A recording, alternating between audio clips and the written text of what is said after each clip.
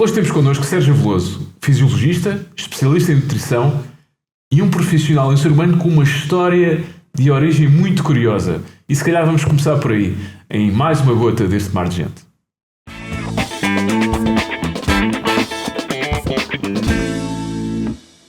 Olá Sérgio, antes de mais nada, olha, muito obrigado pelo privilégio de ter aqui, e ainda por cima, numa altura da tua vida em que se calhar a qualquer momento podes ser pai. Aliás, quando este podcast sair já vais ter a tua menina nos braços, de certeza absoluta, não é? Não sei, mas é uma possibilidade disso. Não, é isto. Aliás, vai demorar um bocadinho. Posso ter de sair. Exatamente, se calhar ainda vamos ter que interromper este podcast também, mas não, esperemos que não. Olha, Sérgio, antes de mais, como eu disse, muito obrigado. E antes de mais, até porque tu és uma presença habitual numa série de podcasts e de outros conteúdos dirigidos especialmente à área da nutrição e à área do fitness. Não é o caso deste podcast, se bem que é um dos meus interesses, e este podcast vive um bocadinho dos meus interesses e daquelas coisas que eu acho interessantes para mim e se calhar para as pessoas. É uma perspectiva um bocadinho egoísta às vezes, não sei. Mas por isso mesmo, por não ser um podcast daqueles direcionados, porque já és um bocadinho uma celebridade nesse meio, vamos se calhar a começar um bocadinho por te apresentar, falando da tua origin story, que eu costumo dizer um bocadinho, que é tipo aquela história da origem dos super-heróis que nascem de situações de dificuldade e às vezes um bocadinho inesperadas. Quem olha para ti agora, um tipo com cabedal e em forma e um profissional bem estabelecido, ninguém sonha se calhar que tu, quando eras um jovem adolescente, eras alguém definido, se calhar definido é injusto, mas alguém com problemas graves de peso, não é? Sim. Fala um bocadinho dessa tua história e como é que esse problema, um problema, não é? Como é que essas circunstâncias acabaram por ditar todo o teu percurso? Sim, é verdade. Eu quando tinha 15 anos, ou até aos 15 anos, no fundo sofria de obesidade, portanto cheguei até a cerca de 120 kg por essa altura, aos 15 anos, e foi, como estavas a dizer, também por isso, e terá influenciado bastante também o meu percurso depois a partir daí, todo esse processo de perda de peso que ocorreu nessa idade, portanto ali entre os 15 e os 16 anos, eu acabei por ter ali uma perda de cerca de 52 quilos em cerca de 6 meses, portanto foi ali um processo. Isso é uma coisa absurda. Rápido. Mas que no fundo era o que estavas a dizer, ou seja, é provavelmente o motivo ou a causa também das decisões que eu tomei depois da minha carreira a partir daí. Em primeiro lugar, para tentar perceber, digamos, um pouco o meu próprio processo. Não tanto a questão da perda de peso em si, porque isso foi conseguido de maneira mais radical, portanto com cerca de 15 anos, portanto não percebia nada. Basicamente passaste fome, não? 52 quilos é muito... Sim, posso dizer que foi um processo assim um pouco radical. Que não recomendarias a nenhum dos teus pacientes? Não recomendaria, mas como eu costumo dizer, isso não significa que eu me arrependa de todo, porque de facto funcionou, e a minha perspectiva relativamente à velocidade da perda e ao próprio processo em si despertou de curiosidade, não é? Plantou as sementes. Sim, e não é, digamos, muito comum, no sentido em que em determinadas circunstâncias não sou necessariamente contra estratégias mais agressivas de perda de peso, e aliás isso até acaba por ser de alguma forma corroborado cientificamente relativamente à velocidade da perda e os aspectos motivacionais que isso também acaba por ter num processo quando há muito peso para perder, não é? Ou seja, quando estás a falar a um indivíduo obeso que tem 50 kg para perder, se dizeres que ele vai perder 1 kg por mês e que vai demorar 50 kg por mês, estou a falar também, mas 2, 3 kg por mês e que vai demorar 3 anos a conseguir atingir o peso que pretende, isso é altamente desmotivante, não é? Ou seja, é meio caminho andado para tu conseguires perder a pessoa no processo. Enquanto que se tu efetivamente fores vendo os resultados de uma forma rápida, isso acaba por ser automotivante e catalisador também dessa mudança, e em determinadas circunstâncias isso pode ser positivo. As estratégias mais agressivas podem ser positivas, e a evidência, os próprios estudos mostram isso, e que não há, ao contrário do que é talvez o senso comum, um risco de uma maior recuperação de peso depois. Isso não parece de facto acontecer. E achas que numa situação destas, porque perder 52 quilos em 6 meses, perder 52 quilos em 6 meses não é exatamente, se calhar, a coisa mais saudável do mundo. vamos dizer assim, mas achas que os riscos dessa perda de peso tão agressiva comparativamente com os riscos de uma obesidade que não sei se já pode ser considerada mórbida, porque 120 kg, tu tens 1,70m 1,72m, achas que é os riscos de uma coisa compensam aos outros? Sem dúvida, o nosso metabolismo, digamos, é bastante resiliente no sentido de conseguir lidar bem com um processo tão agressivo, e os riscos de saúde também não são assim tão elevados, por assim dizer, no próprio processo. Nós estamos bem adaptados também a processos e períodos de fome. Temos mecanismos... Tem a ver com a nossa evolução, não é? Exatamente. Temos bons mecanismos que nos dão essa resiliência. Portanto, os riscos, na verdade, também não são assim tão grandes. Obviamente que há muita coisa que tem de ser ponderada. Se me perguntares hoje se seria uma estratégia que eu recomendaria de uma forma tão agressiva ou se voltaria a fazer exatamente da mesma maneira, digo claramente que não. Mas a verdade é que lá está, funcionou, não houve nenhuma recuperação do peso, portanto foi um processo que se conseguiu manter e como tal dificilmente poderia ter corrido melhor, vá por assim dizer, não é? Ou seja, não tem qualquer... E isso deixou-te, imagino que tenha dado, obviamente foi um motor se calhar para um motor forte para o teu percurso profissional e para a tua... Foi nessa altura. Mas deixou sequelas, hoje olhas para trás quase com orgulho e com uma sensação de... Não, sinceramente não é, nem sequer é uma coisa que eu penso muito, confesso. Acho que acabou por ser um processo algo natural, que ocorreu com naturalidade, mas com esforço, ok? Obviamente que perder 52 kg em 6 meses requer, obviamente, ali uma dose de sacrifício e custa, efetivamente, passar por esse processo. Mas a minha perspectiva sempre foi sofrer durante pouco tempo, digamos assim, para atingir um determinado resultado, neste caso, do que estar, no fundo, a arrastar durante um período mais longo. E, efetivamente, funcionou. Agora... De facto foi também esse o período que impulsionou um bocadinho a minha própria carreira, e já nessa altura, com 16 anos, depois de ter perdido o peso, não tanto durante o processo, mas depois que eu comecei precisamente a estudar mais sobre essa área, mesmo antes de entrar para a faculdade e tudo isso, em que já estudava e lia sobre fisiologia, portanto no fundo tentar compreender um pouco o processo por aquilo que eu tinha passado e também os desafios que depois iriam vir em diante, porque manter esse mesmo peso depois também requer aqui cuidados adicionais, né? Por assim dizer. Já passou bastante tempo, portanto aqui já há cerca de 20 anos, já está algo que está para trás, mas foi ali um processo que não se limitou, digamos, àqueles 6 meses, não é? O principal desafio depois vem a seguir. E é um processo multidisciplinar, ou seja, não é só uma questão de fisiologia, de biologia, de nutrição, mas é também uma questão psicológica, porque... Claro. Chega-se a pesos desses assim e isso deve deixar.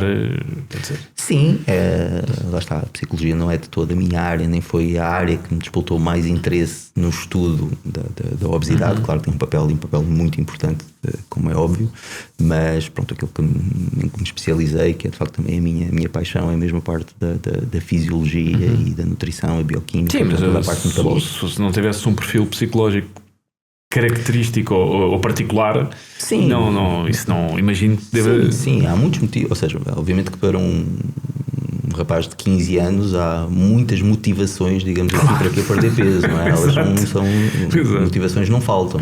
Claro. Depois é preciso essa capacidade de suportar talvez o processo que eu fiz sozinho, não é que não tinha tido obviamente apoio da minha família, mas eu acho que foi uma coisa tão rápida que nem sequer se aperceberam do que é que se passou. Foi... Sim. Yeah. Exatamente. O que me leva a apresentar, estás nesse característico, leva-me um bocadinho por falar em perdas de peso rápidas, leva-me um bocadinho a um tema que está muito em voga, se calhar não tanto em Portugal, mas eu também é dos muitos temas que nós vamos se calhar falar hoje, ou dos temas que nós vamos falar hoje, que reflete bem aquilo que eu costumo dizer, que em Portugal as coisas chegam sempre aí com 10 aninhos de atraso. Que tem a ver com o Ozempic, que nos Estados Unidos está já essa... Sim, bastante, a sério? Não tenho essa noção, felizmente nunca. Mas o Ozempic, que para quem não sabe, é um produto, um medicamento. Isto é o nome comercial do semaglutide. Exatamente. Que tem outros nomes comerciais, mas o Ozempic é o mais... É o Ozempic ou o Wegovy, que é exatamente a mesma coisa, mas destinado ao tratamento específico da obesidade. Que era, corrijo-me se eu estou enganado, um medicamento originalmente destinado a diabéticos, mas que se percebeu que tinha uma influência grande na perda de peso e que se tornou rapidamente o medicamento da moda nos Estados Unidos, um fenómeno tão grande que chegou a ter impacto em ações da indústria alimentar, porque de repente houve ali... Nos Estados Unidos foram criados até planos de refeições para quem estava a tomar Ozempic. Exato, rapidamente se adaptam, mas tem um impacto... E nas ações das próprias farmacêuticas, um impacto tremendo. Que vale mais do que todo o PIB da Dinamarca. Não, absurdo, isso é um filão. Mas como é que tu olhas para esse tipo de substância, para esse tipo de medicamento, e como é que vai-te tirar o negócio? Eu tenho uma opinião positiva, ao contrário, se calhar, daquilo que seriam expectativas de algumas pessoas, olhando para a minha posição no meio de... A minha já mudou muito, a minha começou por ser extremamente negativa e hoje em dia, se calhar... Os análogos de GLP-1, portanto, a grande família em que estes classes de medicamentos pertencem, foram inicialmente desenvolvidos para tratamento da diabetes, mas sim, foi-se percebendo nesses mesmos trials que tinham, de facto, uma capacidade grande para induzir perda de peso. E depois, então, saíram também versões comerciais, neste caso destinadas precisamente ao tratamento da obesidade, que não é o caso do Ozempic, mas sim do Wegovy, mas o princípio ativo é exatamente o mesmo. Sabes que há sempre um estigma, digamos assim, relativamente às estratégias farmacológicas para tratamento da obesidade. É um bocadinho como se estar a usar uma medicação para perder peso fosse um bocadinho batota. Sim. Okay? Há um bocadinho sempre essa ideia. O que é efetivamente um estigma. Qualquer caminho mais fácil será reprovável. Okay? E isso, principalmente no mundo do fitness, existe um pouco. Eu não tenho essa perspectiva, se calhar por ter estado lá e tendo passado também um bocadinho por esse processo. Portanto, eu sou favorável, obviamente, a qualquer estratégia, mesmo que farmacológica, desde que comprovadamente segura e eficaz, possa ser usado para tratamento de um problema de saúde pública, que é a obesidade. E até ver, os análogos de GLP-1 têm-se mostrado interessantes nesse sentido. Claro que ainda são recentes no mercado, não há, não diria estudos, mas um contacto, digamos assim, da população a longo prazo que nos permita exatamente perceber qual é que será o seu impacto a nível da obesidade, da prevalência e todas as doenças crónicas associadas. Mas pelos dados que nós temos atualmente, parece-me efetivamente uma estratégia que pode ser viável. Agora, não se pense que o Ozempic é a solução para a obesidade, porque isso comprovadamente já não é. Ou seja, ele pode ser uma ferramenta para ajudar nessa perda de peso, mas essa perda de peso tem sempre de ser acompanhada de todas as mudanças comportamentais necessárias a conseguir manter pelo menos parte daquele peso que foi perdido durante o tratamento. Claro. Porque isso sabe-se que acontece, há uma recuperação, há uma tendência de recuperação do peso depois do tratamento que no fundo só prova que não existe, independentemente de qualquer ou a pessoa usa o Ozempic para o resto da vida. Pronto, exatamente. E mesmo assim, aquilo que também pela minha experiência ou empiricamente tenho visto é que a eficácia também parece ir reduzindo com o tempo. Há uma adaptação, o corpo é muito... Há uma espécie de adaptação que não está totalmente bem descrita, mas efetivamente a segunda, a terceira vez que se usa já não é exatamente a mesma coisa daquilo que é o efeito a nível da perda de peso. Agora, no final deste ano em Portugal vai sair o outro, agora da concorrente da Eli Lilly, que é o Mounjaro ou o Tirzepatide, que parece ser até mais eficaz do que é o semaglutide, portanto o Ozempic. Vamos ver também em termos de resultados, embora os trials sejam extremamente positivos, como é que será também a experiência com o uso a um nível mais geral. Eu confesso que a mim me faz uma certa confusão, porque eu sou um gajo dos antigos, em que acho que é preciso sofrer um bocadinho para atingir os objetivos, e eu acho que o percurso em si também é formativo. Ou seja, daí ser, que eu quero dizer. Exatamente, daí ser importante, e infelizmente isso não está a ser feito. Isso é o único apontamento que eu tenho a dizer relativamente no fundo, ao Ozempic, ou à forma como ele está a ser, no fundo, prescrito para o tratamento da obesidade, ele não ser feito com o devido acompanhamento, onde realmente depois a garantia dos resultados vai manter, que é a nível, obviamente, da alimentação, comportamentos e exercício físico. E não há outra forma de conseguir fazer de uma forma positiva. Não há atalhos. Está a ser vendido como atalho, mas não há atalhos. Há, de facto, formas de conseguir acelerar o processo, okay? Mas independentemente da velocidade a que tu lá chegas, para tu lá chegares, há mudanças que tu tens de fazer, e isso não há volta a dar. Exatamente. Mas achas que há um impacto cultural, ou seja, um medicamento que do ponto de vista cultural, comportamental, achas que pode ter um impacto transformador grande na sociedade? Acho que de facto funcionar para reduzir a prevalência de obesidade. Eu tenho algumas dúvidas nisso, aí confesso, não sei se efetivamente vai solucionar um impacto assim tão significativo naquilo que é estatística ou grandes números relativamente à prevalência da obesidade, não sei, também ainda é cedo para conseguirmos perceber isso, mas pode ter um impacto positivo ou negativo, não é? Negativo no sentido em que essa bengala também dá a percepção às pessoas de que essa mudança não é necessária. Não é? Ou seja, de facto o peso baixa, tanto a tomar um Ozempic, quer tu treines, quer tenhas cuidado na alimentação. Mas lá está, o peso baixa, mas é o peso total, porque, ou seja, estamos a falar não só do que eu costumo chamar o peso mau, mas também o peso bom. Sim. Também come muita massa muscular. É necessário contrariar isso com um treino de força, portanto acaba sempre por ir ter a mudança dos comportamentos. Muita massa muscular, os estudos indicam-nos uma perda um pouco superior àquela que é natural num processo de restrição calórica sem atividade física concomitante.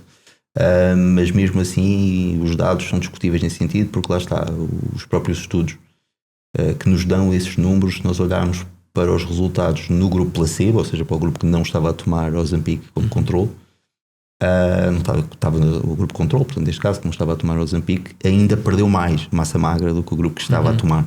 Ou seja, apesar dos dados indicarem alguma perda de massa magra, não parece uma questão assim tão relevante, até porque não há dados de uma perda da função muscular, que é mais importante do que propriamente a quantidade de massa muscular. Ou seja, não há perdas de força, não parece haver nenhuma evidência nesse sentido, portanto, até melhorias, na verdade, pelo que também... Por causa da mudança da composição corporal, em termos hormonais, a coisa acaba por contrabalançar, não? Muito daquilo que... Ou seja, quando nós falamos em massa magra, e aqui é um conceito um bocadinho mais técnico, mas quando falamos em massa magra, nós na verdade não estamos a falar só de músculo, estamos a falar também de água. Sim. Okay?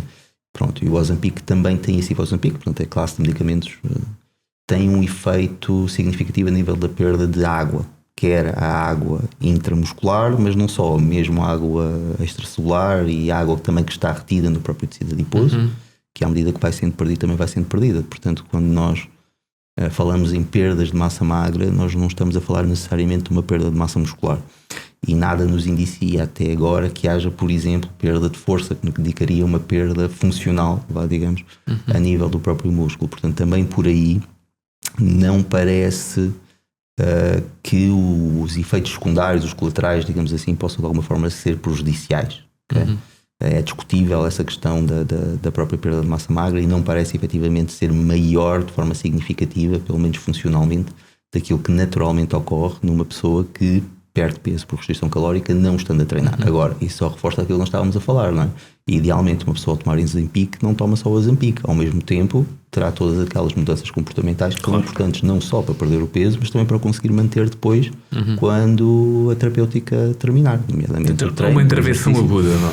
Sim, no fundo, mas que não invalida nem torna desnecessária aquela que realmente terá um impacto permanente. Portanto, para toda aquela gente que acha que isto finalmente chegou a pílula mágica e escuso de fazer restrições alimentares, de fazer exercício, porque basta estar no sofá e tomar aquilo. Vão sentir por elas próprias, de facto vão perder peso quando tiverem a tomar, mas quando deixarem de tomar vão recuperar, e isso é aquilo que nós vemos no dia a dia com esta terapêutica. Se esse trabalho não for feito, e ele deve ser feito ao mesmo tempo, e é esse o grande problema, a meu ver, não está a ser feito, portanto ele está a ser prescrito de uma forma um pouco indiscriminada para o tratamento da obesidade, sem ser feito esse mesmo outro trabalho de base. Então obviamente aí não será uma estratégia de sucesso permanente. Mas eu acho que é uma questão civilizacional, cultural, esta coisa que nós temos hoje em dia, que é um bocadinho a história de cada vez mais estamos mal habituados, cada vez mais queremos facilidades, cada vez mais queremos, sei lá, olha, eu por exemplo hoje em dia dedico muito ao ciclismo e eu vejo, ao BTT em particular, e eu vejo uma prevalência grande de bicicletas elétricas e eu farto-me e eu teimo em não comprar uma, porque precisamente por causa isto parece um sidestep, já lá vais perceber, porque é um bocadinho aquela coisa do facilitismo, porque para ser eficaz naquilo tu tens que treinar, tens que investir, tens que trabalhar, e se E se vais pelo atalho em que estás, isto agora é muito mais fácil, que eu agora já consigo fazer isto sem me esforçar muito, e parece um bocadinho, a história do Ozempic parece um bocadinho isto. Finalmente aqui a minha bicicleta elétrica, não é? É um bocadinho isso, mas no fundo estás a encarar essa questão como um desafio contigo próprio, não é? Exato, de superação. que é formativo. Pronto. Em termos até de caráter, acho eu. E um obeso não se sente isso dessa forma, não é? Claro. Ou seja, que a perda de peso é um processo de desafio com ele próprio, não é? No fundo, quer efetivamente e toda a ajuda que possa no fundo receber, claro, para conseguir. E em alguns casos justifica-se perfeitamente. Eu imagino que uma pessoa que sofra de obesidade mórbida ou que sofra de obesidade a séria e que tenha fatores se calhar até hormonais, físicos, o que seja, complicados, o mais possível, o mais adepto possível, mas lá está, eu tenho algum receio que esse tipo de intervenção, eu não sei se é cara, se é barata sequer, em Portugal. É cara porque não é comparticipada, ou seja, ao contrário do tratamento de diabetes com estas mesmas substâncias que é comparticipada. Pode chegar a quanto uma coisa dessas? Pode chegar a 200, 300 euros por mês. Ui, sim. Para o português médio é substancial. Claro que o Ozempic, sendo comparticipado para diabéticos, no tratamento da diabetes, os valores não são esses, nada que se pareça, portanto, evidente, a participação é muito alta. Evidente. Mas no caso do tratamento da obesidade acaba por ser. Porquê a obesidade não é encarada como uma doença como a diabetes? Porque faz-me uma confusão. Um bocado a abordagem da medicina hoje em dia hoje em dia, se calhar desde sempre, é reparar o mal que está feito e ninguém olha para o que está montante. Não é? Uma perspectiva preventiva. Não há uma medicina preventiva. Já começa a haver uma medicina preventiva, mas é uma coisa um bocadinho recente. Não é? No fundo, essa de olhar para a obesidade mais como um fator de risco para outras doenças do que como uma doença em si própria. Isso é um tema até controverso entre a comunidade médica. Há, efetivamente, também já algumas entidades que aceitam e definem já a obesidade como doença, e nos Estados Unidos foram pioneiras nesse sentido. Também porque para a prevalência da obesidade não é por causa disso, sabes? Era uma questão muito técnica relativamente à cobertura dos seguros, ou seja, se eles não classificassem como uma doença, os seguros não participavam em cirurgias bariátricas, nada disso. Portanto, há uma questão muito técnica também por trás da muito classificação específica dos Estados Unidos, da obesidade como doença.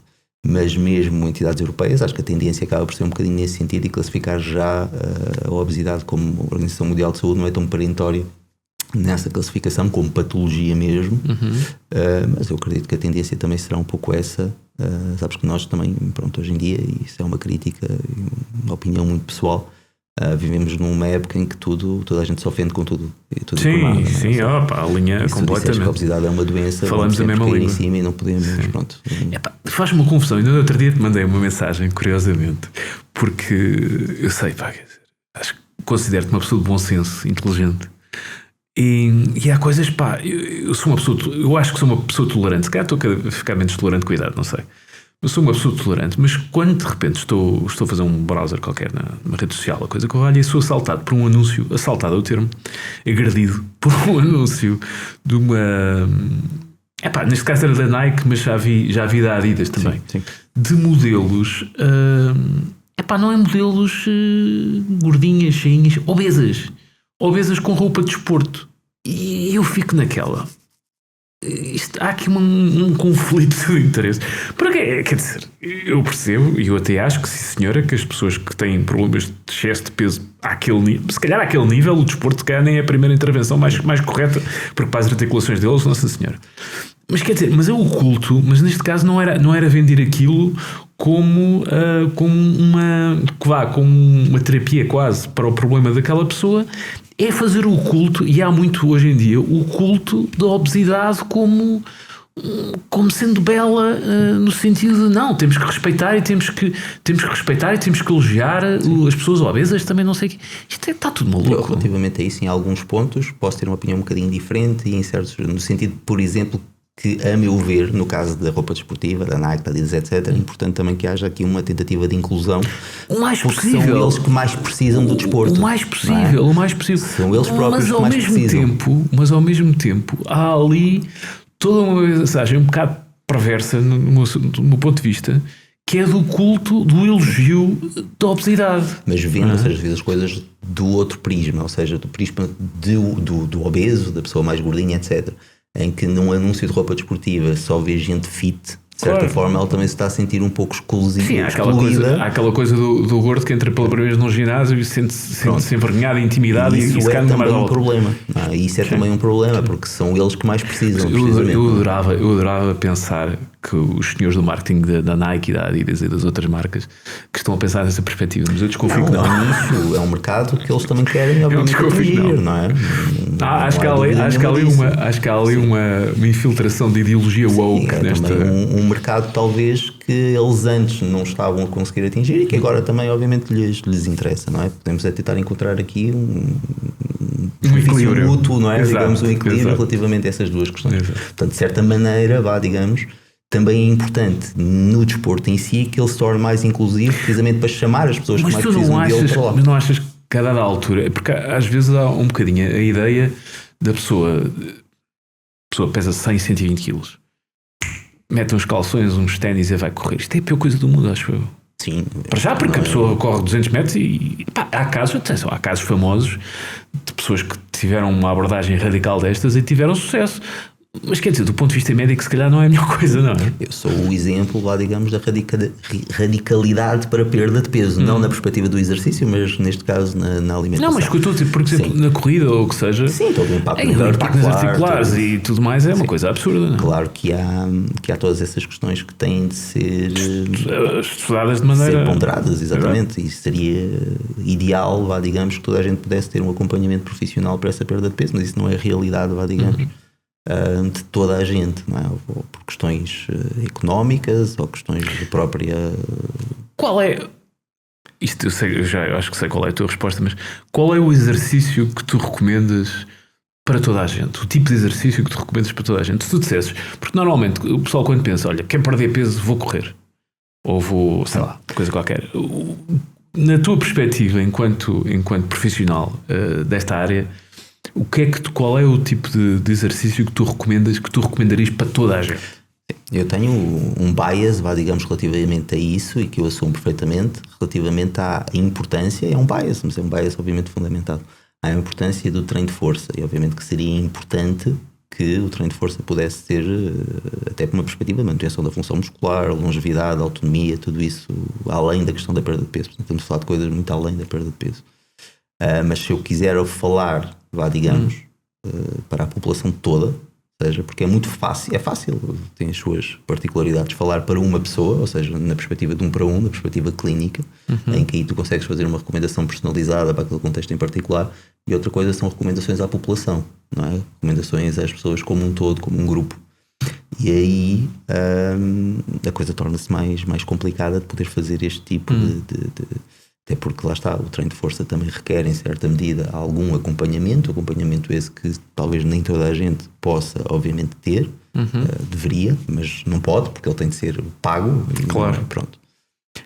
Mas não achas que há bocado estamos a falar de pílulas mágicas, não achas que o treino de força, a musculação para falarmos em termos mais específicos, não achas que, porque há vários tipos de treino de força, mas musculação no sentido mais lato do termo, não achas que deve ser uma coisa? Eu hoje em dia continuo a ir religiosamente ao ginásio, eu costumo dizer isto meio a sério, meio a brincar, sem vontade nenhuma, todos os dias me arrasto, cada vez mais raro é o dia em que vou ao ginásio cheio de pica, depois chego lá, faço 1 ou 2 séries e a coisa, e o bicho acorda e isso vai. É o ideal, ou seja, é mau tu pensares que o exercício físico depende da tua motivação. Não tem nada a ver com motivação. Para mim é como lavar os dentes. É uma obrigação, é uma rotina, não tem nada a ver com motivação. Não, é o que eu costumo dizer aos meus amigos. Vocês acham que passas a vida no ginásio?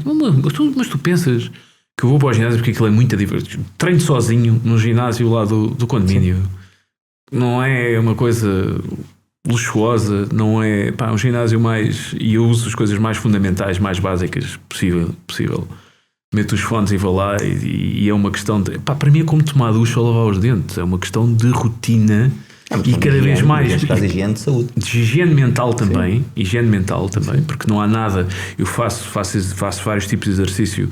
Não há exercício físico que me dê...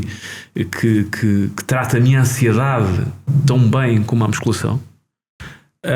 E para mim em termos de higiene física e mental, sobretudo agora que já fiz 50 anos e cada vez mais, e quando fizer 60 vou continuar, e quando fizer 70 eu acho que vou fazer ginásio para o resto da minha vida, precisamente para manter, porque agora comecei quando era puto aos 20 e tal por uma questão de vaidade, hoje em dia faço por uma questão de higiene mental e para me sentir bem comigo próprio, fisicamente, e ter capacidade para fazer os desportos que eu gosto, e daqui a 10 ou 20, ou se calhar 10 não, mas daqui a 20 anos acho que farei isto para poder ir levar as compras de supermercado e poder sentar e levantar à vontade. E se calhar essa ainda é a perspectiva dominante, digamos, relativamente ao exercício, que é olhar para ele da maneira mais redutora possível, que é o exercício serve para perder peso.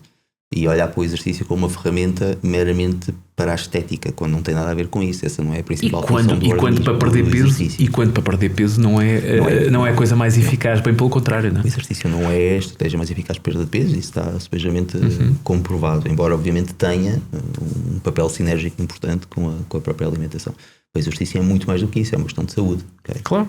E é uma questão de vitalidade, de saúde, de longevidade. Portanto, há um influencer, um médico que dizia uma coisa muito engraçada. Aliás, a mensagem hoje em dia é cada vez mais essa, que dizia que se houvesse um comprimido, não sei se foi o Peter Attia, se foi o teu amigo Huberman, que disse a dada altura que se houvesse um comprimido, acho que foi o Huberman até, se houvesse um comprimido que desse todos os benefícios do exercício físico, as pessoas, seria um medicamento inacreditável, seria um sucesso comercial incrível. Não tens dúvidas disso, porque as pessoas não têm essa noção. A questão do esforço necessário para fazer exercício físico, e os benefícios são de facto brutais a todos os níveis, sistémicos, a todos os níveis, não é? Portanto, claramente que seria provavelmente uma droga mais bem sucedida até que o próprio Ozempic.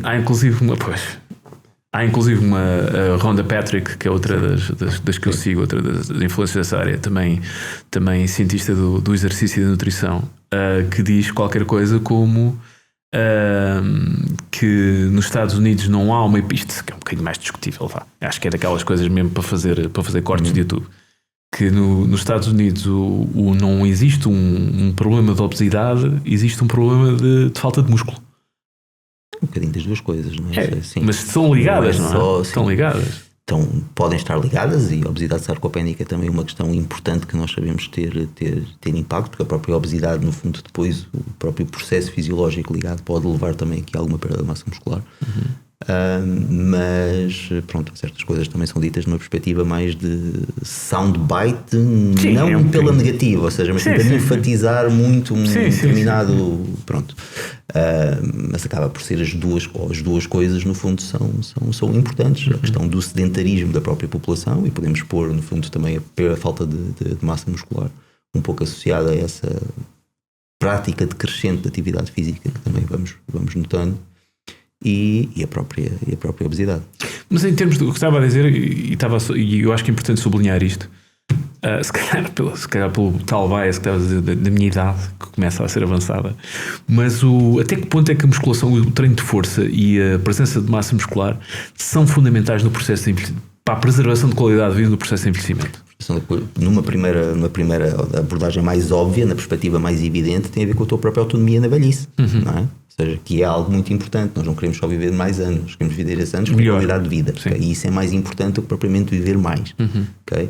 E isso até tem sido feitos inquéritos para tentar perceber, no fundo, o que é que a pessoa valoriza mais, se valorizaria viver até aos 100 ou conseguir viver até aos 100 ou até aos 90, mas autónomo. E até na prevenção de doenças que normalmente nós associamos a questões mentais, por exemplo, o Alzheimer, neste caso a demência, que muita gente acha que é uma coisa, não se percebe muito, ou tem essa ideia que é uma questão do cérebro, uma questão do corpo, e separamos o cérebro e o corpo, mas está tudo ligado, não é? Portanto, uma maior prevalência de massa muscular, começa-se a perceber que uma maior manutenção de massa muscular ao longo da idade tem um papel importantíssimo na prevenção desse tipo de doenças neurodegenerativas. Doenças neurodegenerativas, doenças cardiometabólicas, a massa muscular é importante no próprio controle da glicémia, mais de 80% da nossa glicose, no fundo, acaba por ser, de certa forma, metabolizada, ou massa muscular é responsável. Ou reservatório até. Sim, como glicogênio. Portanto, não haja dúvida que a preservação de massa muscular é importante não só numa perspectiva da autonomia, como nós estamos a falar, embora isto já seja importante o suficiente, mas também pela manutenção de um bom funcionamento de todos os sistemas corporais. Não tem só a ver com a questão do portanto, aquela coisa que há amigos meus que dizem, mas para que é que tu carregas ainda tanto no ginásio e não sei o quê? Estás a ficar velho, isso vai-te fazer mal. É exatamente o contrário, não é? É exatamente o contrário. Isso não é. Claro que... É que as pessoas têm a ideia que eu estou a ficar velho, vou deixar de fazer exercício. Quando se torna cada vez mais importante. O exercício, de certa forma, acaba por ter aqui uma componente hormética, no sentido em que há um efeito dose-resposta, e quando tu passas um determinado limite, ele também tem um impacto negativo. Claro, e poderá estar a questão da lesão. É evidente. Não estamos a falar... Mas não é por uma pessoa carregar no ginásio, digamos assim, desde que tenha os devidos cuidados na prevenção dessas mesmas lesões. Estamos a falar, já não anda a fazer RMs. Que isso é negativo à medida que a pessoa ingesta, antes pelo contrário. Claro, convém manter. A força é um dos principais preditores de longevidade e de qualidade de vida. E até para manter um perfil hormonal otimizado, para a idade. Porque no outro dia, numa outra conversa que nós tivemos... Eu cada vez mais, se calhar, problema do meu algoritmo, eu cada vez mais me vendem, porque eu sigo muito. Nas redes sociais, não é? Porque eles dão sim. Também porque eu sigo muitos influencers na área americanos e também brasileiros, que também noto que no Brasil a coisa está cada vez mais. Existe a ideia, quase a obrigatoriedade, que tu chegas ali aos. Cada vez mais, daqui a bocado estão a vender isto a pessoal com 30 anos. Há cada vez mais a ideia de que tu chegas a uma determinada idade e tens obrigatoriamente de fazer reposição hormonal no caso de testosterona. Eu já estava convencido, numa consulta que tivemos, eu até disse, se calhar isto, estou a começar a chegar a uma idade em que vou ter que fazer. E tu disseste uma coisa, eu que sou um tipo relativamente bem informado nessas coisas, ou penso eu, disseste uma coisa que eu achei extraordinária. Tu não perdes necessariamente, quer dizer, imagina, não perdes necessariamente os teus níveis de testosterona natural não descem necessariamente com a idade, não é? Explica-me lá um bocadinho isso, que eu próprio ainda estou a tentar. Aquilo que existe é efetivamente alguns estudos que foram sendo feitos a demonstrar que a partir de certa idade, portanto ali a partir dos 40, há uma perda em média de 1,6% dos níveis de testosterona ao ano. Mas estes estudos, obviamente, estamos a falar de médias a nível populacional, portanto grandes números, digamos assim, uma tendência, quando nós analisamos os níveis de testosterona longitudinalmente ou com populações ocidentalizadas, portanto neste caso a população americana. Tendencialmente sedentárias, tendencialmente comem mal, Há aqui uma série de outros fatores que também condicionam isso. Se nós olharmos individualmente, não é? E é assim que, de uma perspectiva clínica, a coisa deve ser feita, uma pessoa estar a envelhecer não significa necessariamente que os níveis de testosterona vão baixar. Isso pode não acontecer. Por exemplo, se eu pegar em populações não ocidentalizadas, não parece haver uma diminuição dos níveis de testosterona à medida que esses indivíduos vão envelhecendo. Também terá a ver com a exposição à poluição? Terá certamente a ver com muitos fatores, mas que só reforçam aquilo que eu estou a dizer, ou seja, não é uma obrigatoriedade biológica. Tem a ver ou terá a ver com fatores mais externos, digamos assim, que podem de certa forma influenciar e que se podem ir acumulando ao longo do tempo, mas não é uma obrigatoriedade, ou seja, cada caso tem de ser analisado individualmente e verificar se de facto há interesse do ponto de vista clínico em fazer essa reposição, porque nem sempre é assim, não é? Claro que a própria saúde, mesmo na perspectiva mais integrativa, há aqui uma componente comercial também grande, e altamente vendável a ideia de que a partir de certa idade qualquer homem tem de começar a suplementar com testosterona. Nos Estados Unidos há uma indústria brutal. Sim, e no Brasil também é extremamente comum, e cá também vai chegando ao seu ritmo e com as devidas diferenças em termos de dimensão. Mas não é necessariamente uma obrigatoriedade. Além disso, o próprio estabelecimento daquilo que são considerados níveis ideais, aquilo que nós temos lá do ponto de vista clínico, são níveis de referência, ou seja, aquilo que são valores normais para uma determinada população. Não existe, digamos assim, um valor ideal também como nos tentam de certa forma fazer vender, porque a resposta de testosterona depende de muitos fatores e não é apenas os níveis da concentração sérica dessa testosterona. É a capacidade de resposta, é o número de receptores que tu tens, é o próprio tipo de receptor que existe em algumas diferenças até do ponto de vista neste caso do ponto de vista da própria estrutura do receptor que é reconhecida, que também fazem com que haja diferentes respostas entre indivíduos. Portanto, há aqui uma série de condicionantes muito além daquilo que é o valor absoluto da testosterona sérica, que também varia de uma forma espúria ao longo do tempo. A tua testosterona hoje não é necessariamente igual à testosterona da amanhã. Okay? Tu, se fores fazer uma análise... E mesmo durante o dia, sempre, não é? Pronto, e mesmo durante o dia. Há sempre uma variação normal, biológica normal, que muitas vezes ainda tem uma amplitude significativa e que numa medida que é imediata, portanto é uma fotografia instantânea, às vezes pode dar uma ilusão errada de um déficit, quando ele na verdade não E o que é que as pessoas, neste caso os homens, podem fazer para otimizar aquela sua testosterona normal?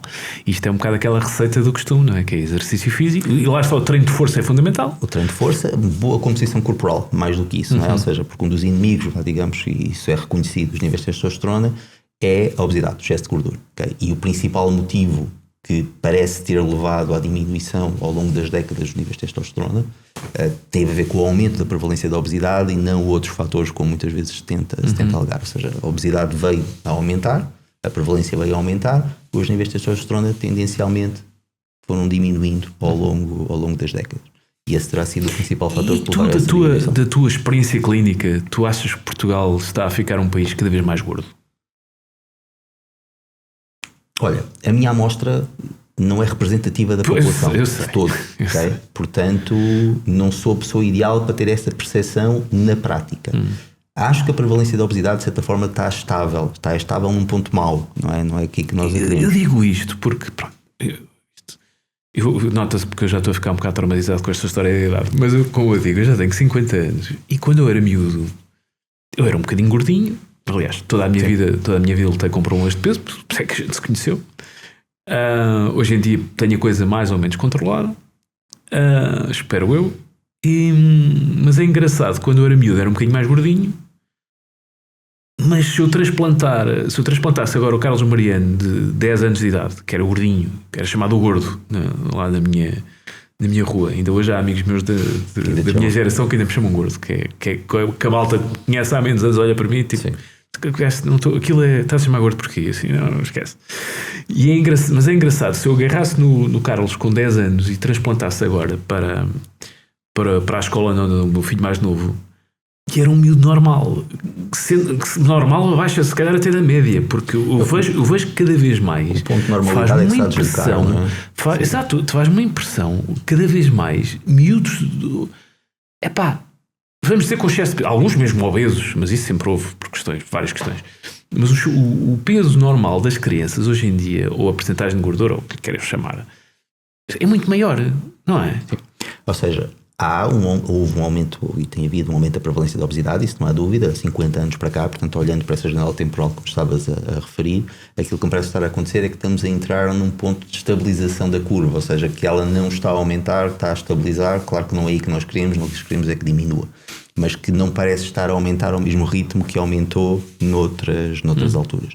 Mas que aumentou, e se quiseres olhar para esse período atrás, claro que mesmo a obesidade infantil é um aumento significativo. E isto tem a ver essencialmente com mudança de estilo de vida, nomeadamente da dieta, não é? Que é cada vez mais dieta standard American que outra coisa. Tem muito a ver, e no caso da obesidade infantil tem muito a ver também com a atividade física, não é? Ou seja, as crianças tornaram-se muito mais sedentárias, muito mais caseiras, entre aspas, nas suas brincadeiras, e a atividade física diminuiu exponencialmente. E isso, hoje em dia eu sou pai de 2 miúdos, hoje em dia quero que eles façam exercício físico, tenho que os meter numa atividade física estruturada, tenho que ir na natação, no jiu-jitsu. A sociedade mudou nesse sentido, não é? Tornou-se perigoso ir brincar na rua. Mas tornou-se assim, pois, quer dizer, há muitas questões que se alteraram nestes últimos anos, não é? E que mudam por completo o contexto e não são positivas, não é? Para aquilo que é a prevalência. O pessoal acha que o exercício físico é estruturado, aquela hora e meia ou 2 que passam no ginásio ou onde seja, ou a fazer ou na piscina, onde seja, é incomparavelmente mais importante. Incomparavelmente mais importante, né? O chamado NITO, Non-Exercise Activity. É que tu passas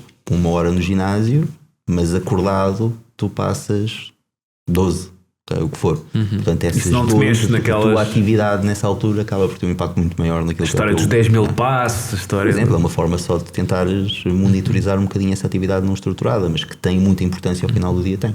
E isso nota-se que efetivamente diminuiu bastante, principalmente nas crianças, não é? Ou seja, que se tornaram muito mais sedentárias até nas brincadeiras. Nos adultos vão para o escritório, estão ali 8 horas e não sei o quê, quase não se mexem. Mas as crianças, nós vivíamos na rua. Exatamente. Tu és um bocado mais novo que eu. Eu tenho aquele período da transição, não é? Eu sou as redes sociais apareceram em 2004. Sim. Não é? Em 2004 eu já tinha 16 anos. Não. Fazer mal as contas, 16 anos. Tens que idade agora? Eu tenho 39, portanto. Já Mas pode aparecer ali naquela altura, 2004. Foi 16 anos, não. Já tinhas mais. Já tinhas mais.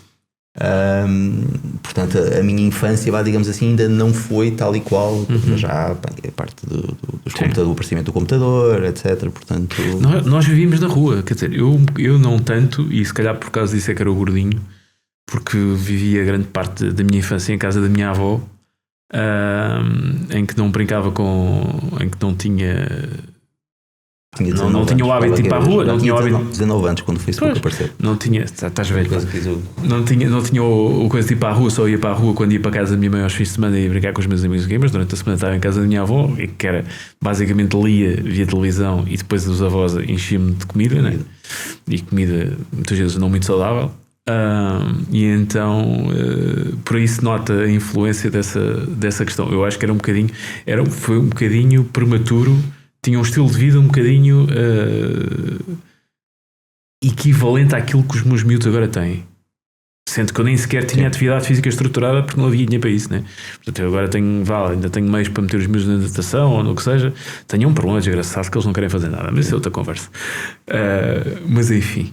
Agora hoje em dia, às vezes até parece que a atividade física estruturada é mais uma forma de os manter ocupados, ou seja, de os tirar de casa, okay? Mais até do que uma questão de saúde, por assim dizer, não é? Ou seja, ter essa. Mas para as crianças em particular, acho que isso é mais relevante do que a própria alimentação, okay? Porque a alimentação, eu tenho a minha própria experiência nessa altura, e estou a falar aqui dos anos 90, não era melhor do que é agora.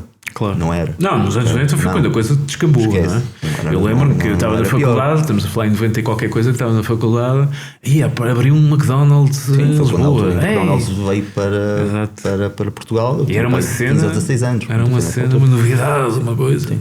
Mas a alimentação nessa altura já era mau, se não pior do que é agora, não é? Ou seja, aqui essa condicionante que não acho que seja. Essa história da dieta mediterrânica, isso faz sentido, era de facto, porque em Portugal não sei muito bem o que é isso da dieta mediterrânica, porque tu vais ao Algarve, comes de uma maneira, vais atrás dos montes, comes de outra. Ninguém sabe o que é a dieta mediterrânica, ou seja, sabe-se que efetivamente há um padrão alimentar, por norma ela é definida não como a dieta portuguesa, mas como a dieta de Creta, que foi, dessa forma, que tem as suas diferenças da dieta portuguesa. Há aqui um padrão alimentar, digamos, do sul da Europa, com algumas características comuns, que se tentou definir ou classificar de uma forma mais genérica como dieta mediterrânea, que tem, obviamente, aqui alguns aspectos positivos. Honestamente, também não acho que seja o fator, digamos, determinante, e que seja agora a derradeira descoberta, como se eu tivesse sido descoberto, para a saúde plena de uma pessoa, mas que tem, obviamente, também não é difícil ser melhor do que o nosso padrão atual, não é? Ou seja, qualquer coisa quase pode ser melhor do que aquilo que é o padrão das sociedades ocidentais. E é uma questão económica também, é porque há muita ideia de que comer saudável é caro. E pode ser, de facto. Pode ser em alguns aspectos, né? Quem vai ao supermercado nota isso. E pode ser. Não é? Quem vai ao supermercado pode notar isso. Efetivamente, pode e não pode, depende das escolhas que tu fazes, mas o preço por caloria, digamos assim, dos alimentos mais saudáveis, efetivamente é tendencialmente maior do que junk food. Okay? Isso não há dúvida. Pode haver efetivamente aqui também uma questão económica a ter em consideração. Não acho que esse seja o fator determinante, digamos, que levou a este aumento da prevalência, mas há também esse fator. Até porque eu costumo dizer que sai mais caro estar doente. Não, isso não tenho dúvida, só que as pessoas não pensam de uma forma, não pensam para a frente, não é? De uma forma preventiva, não é? E antecipação. Só quando o problema surge é que depois... Não, e relativamente à alimentação, há a questão das dietas da moda, não sei o quê, mas hoje em dia eu vejo certos movimentos quase como cultos. E as dietas são cultos. São. Eu digo isto porque eu tenho. Às vezes tenho eu autodefino-me como um omnívoro, que eu acho que é isso, que o ser humano é omnívoro, portanto, com um bocadinho de tudo.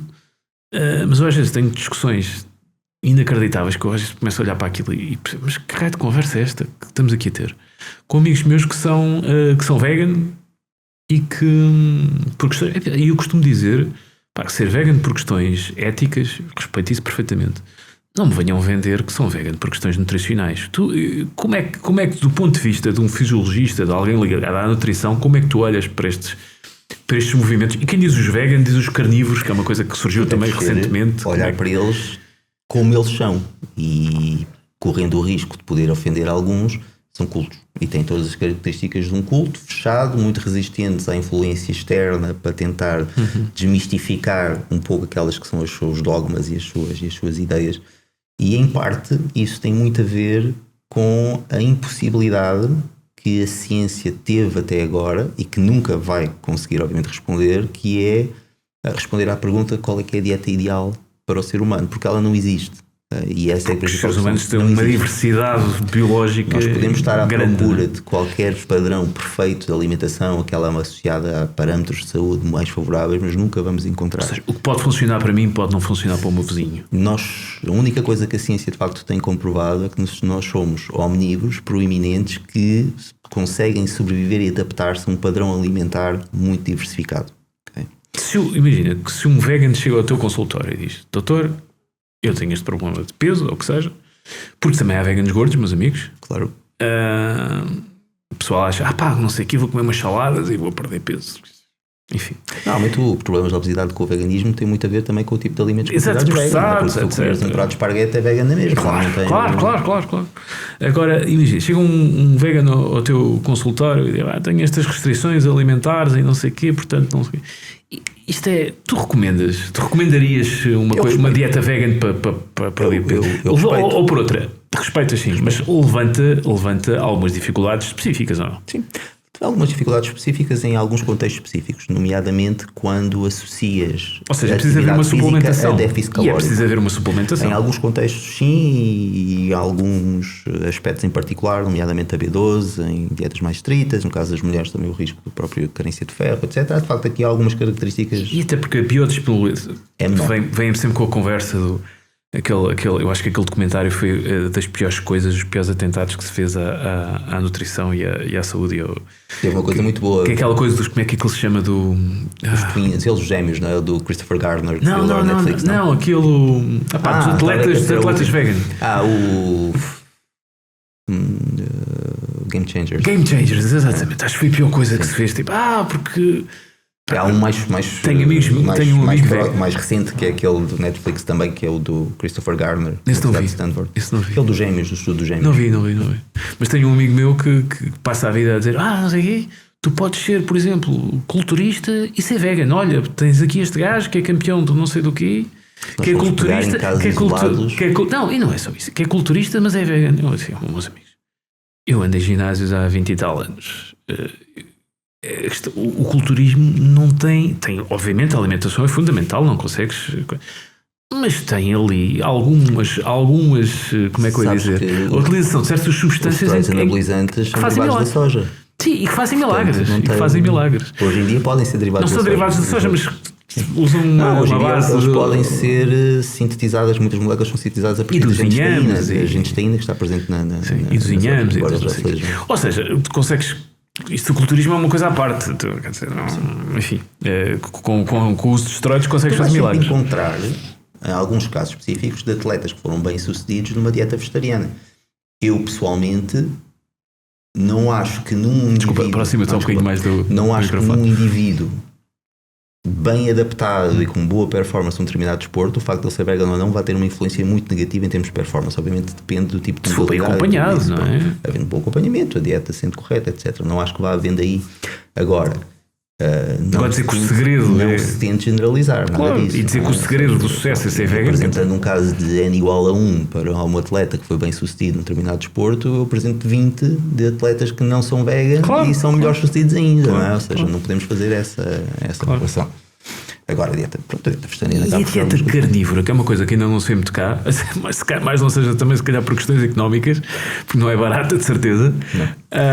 E a dieta carnívora, o que é que te sugere? Porque há a malta aí que faz uma abordagem da dieta carnívora, sobretudo carne, e eventualmente mete ali umas frutas. É mais um movimento que saiu um bocadinho ali da dieta cetogénica, não é? Ele foi beber muito a dieta cetogénica, que é mais antiga, portanto, na verdade já há muito tempo e foi popularizada na altura pelo Robert Atkins, mas mesmo antes já havia relatos da utilização de estratégias cetogénicas para perda de peso. Agora, mais uma vez, não há qualquer evidência, por mais que tentem, no fundo, pegar em artigos únicos e tentar, no fundo, selecionar determinada informação para tentar corresponder àquilo que são as expectativas.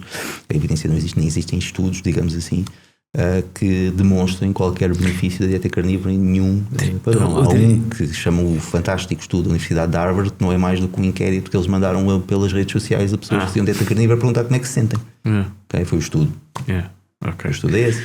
Portanto, a única coisa que essas estratégias têm em comum para a perda de peso é mesmo a restrição calórica, não é? E é a única maneira de conseguir. É a restrição calórica. Ponto. Há vários caminhos para lá chegar. Há estratégias mais eficazes do que outras. Mas mais saudáveis do que outras também. Exatamente, mas mais saudáveis do que outras. Agora, a única forma de conseguires perder peso é uma questão de termodinâmica, por mais que te tentem também fazer querer que não seja, no sentido de tornar a coisa mais... mistificar ali um bocadinho o próprio processo. Mas não, tu és um sistema termodinâmico, com algumas condicionantes relativamente àquilo que são os fatores que condicionam o teu gasto e o teu aporte calórico, mas para perder peso tu tens de gastar mais energia do que aquela que tu consegues obter, ou consegues aproveitar, melhor dizendo. Termodinâmica, né? Termodinâmica. Simples. Há bocadinho estávamos a falar da obesidade, deixas que apareça e... Se calhar inconscientemente não quero que te cancelem, mas eu para mim estou-me a lixar. Mas que tem a ver um bocadinho com a história da obesidade e da prevenção e da obesidade como doença ou a obesidade como fator de risco. E o facto das pessoas não olharem para a obesidade com um problema, como uma doença ou como um fator de risco fortíssimo, que tem, e que se perdeu uma oportunidade, acho brutal, quando foi da Covid. Porque na Covid toda a gente falava da vacina, dos medicamentos, disto, daquilo, daquele outro, e ninguém associou, ou poucas vozes associaram, e quem vinha falar disto era negacionista, era não sei o quê. Muito pouca gente falou da relação entre a mortalidade no Covid e a obesidade como fator, como comorbidade grave para uma coisa destas. Sim. Ou seja, ela já coloca em risco e amplifica qualquer impacto que a Covid teria. Mas na Covid acho que foi, à altura, ouvi uma estatística que eu não sei se é rigorosa, portanto tomem isto com a pedra de sal que quiserem, que nos Estados Unidos havia a quantidade de malta interna, que 70 e tal % dos internamentos era pessoal, mas também tem a ver se calhar com a grande prevalência da obesidade nos Estados Unidos, mas que 70 e tal % dos internados era malta com obesa ou com excesso, ou com muito excesso de peso. Sim, no fundo não é de estranhar que de facto num contexto já ele próprio inflamatório, altamente inflamatório, que toda aquela cytokine storm associada à infecção de Covid ainda fosse mais amplificada nesse contexto e que efetivamente o impacto fosse maior em indivíduos com excesso de peso. E é curioso que tanto nos Estados Unidos como em Portugal, como no mundo inteiro, acho eu costumo dizer que acho que se perdeu uma oportunidade brutal para se discutir estas questões mais a sério na questão da prevenção, na questão da prevenção da saúde preventiva, porque toda a gente se concentrou na vacina, no fechem tudo, e ninguém falou da questão do... Um exemplo anedótico, eu tenho, como disse há pouco, tenho um ginásio no meu condomínio. Tenho essa sorte, porque tenho a impressão que hoje em dia, com o esforço que eu tenho para ir ao ginásio, tenho aquelas 3 vezes por semana que eu vou, 3, 4 vezes por semana que eu vou.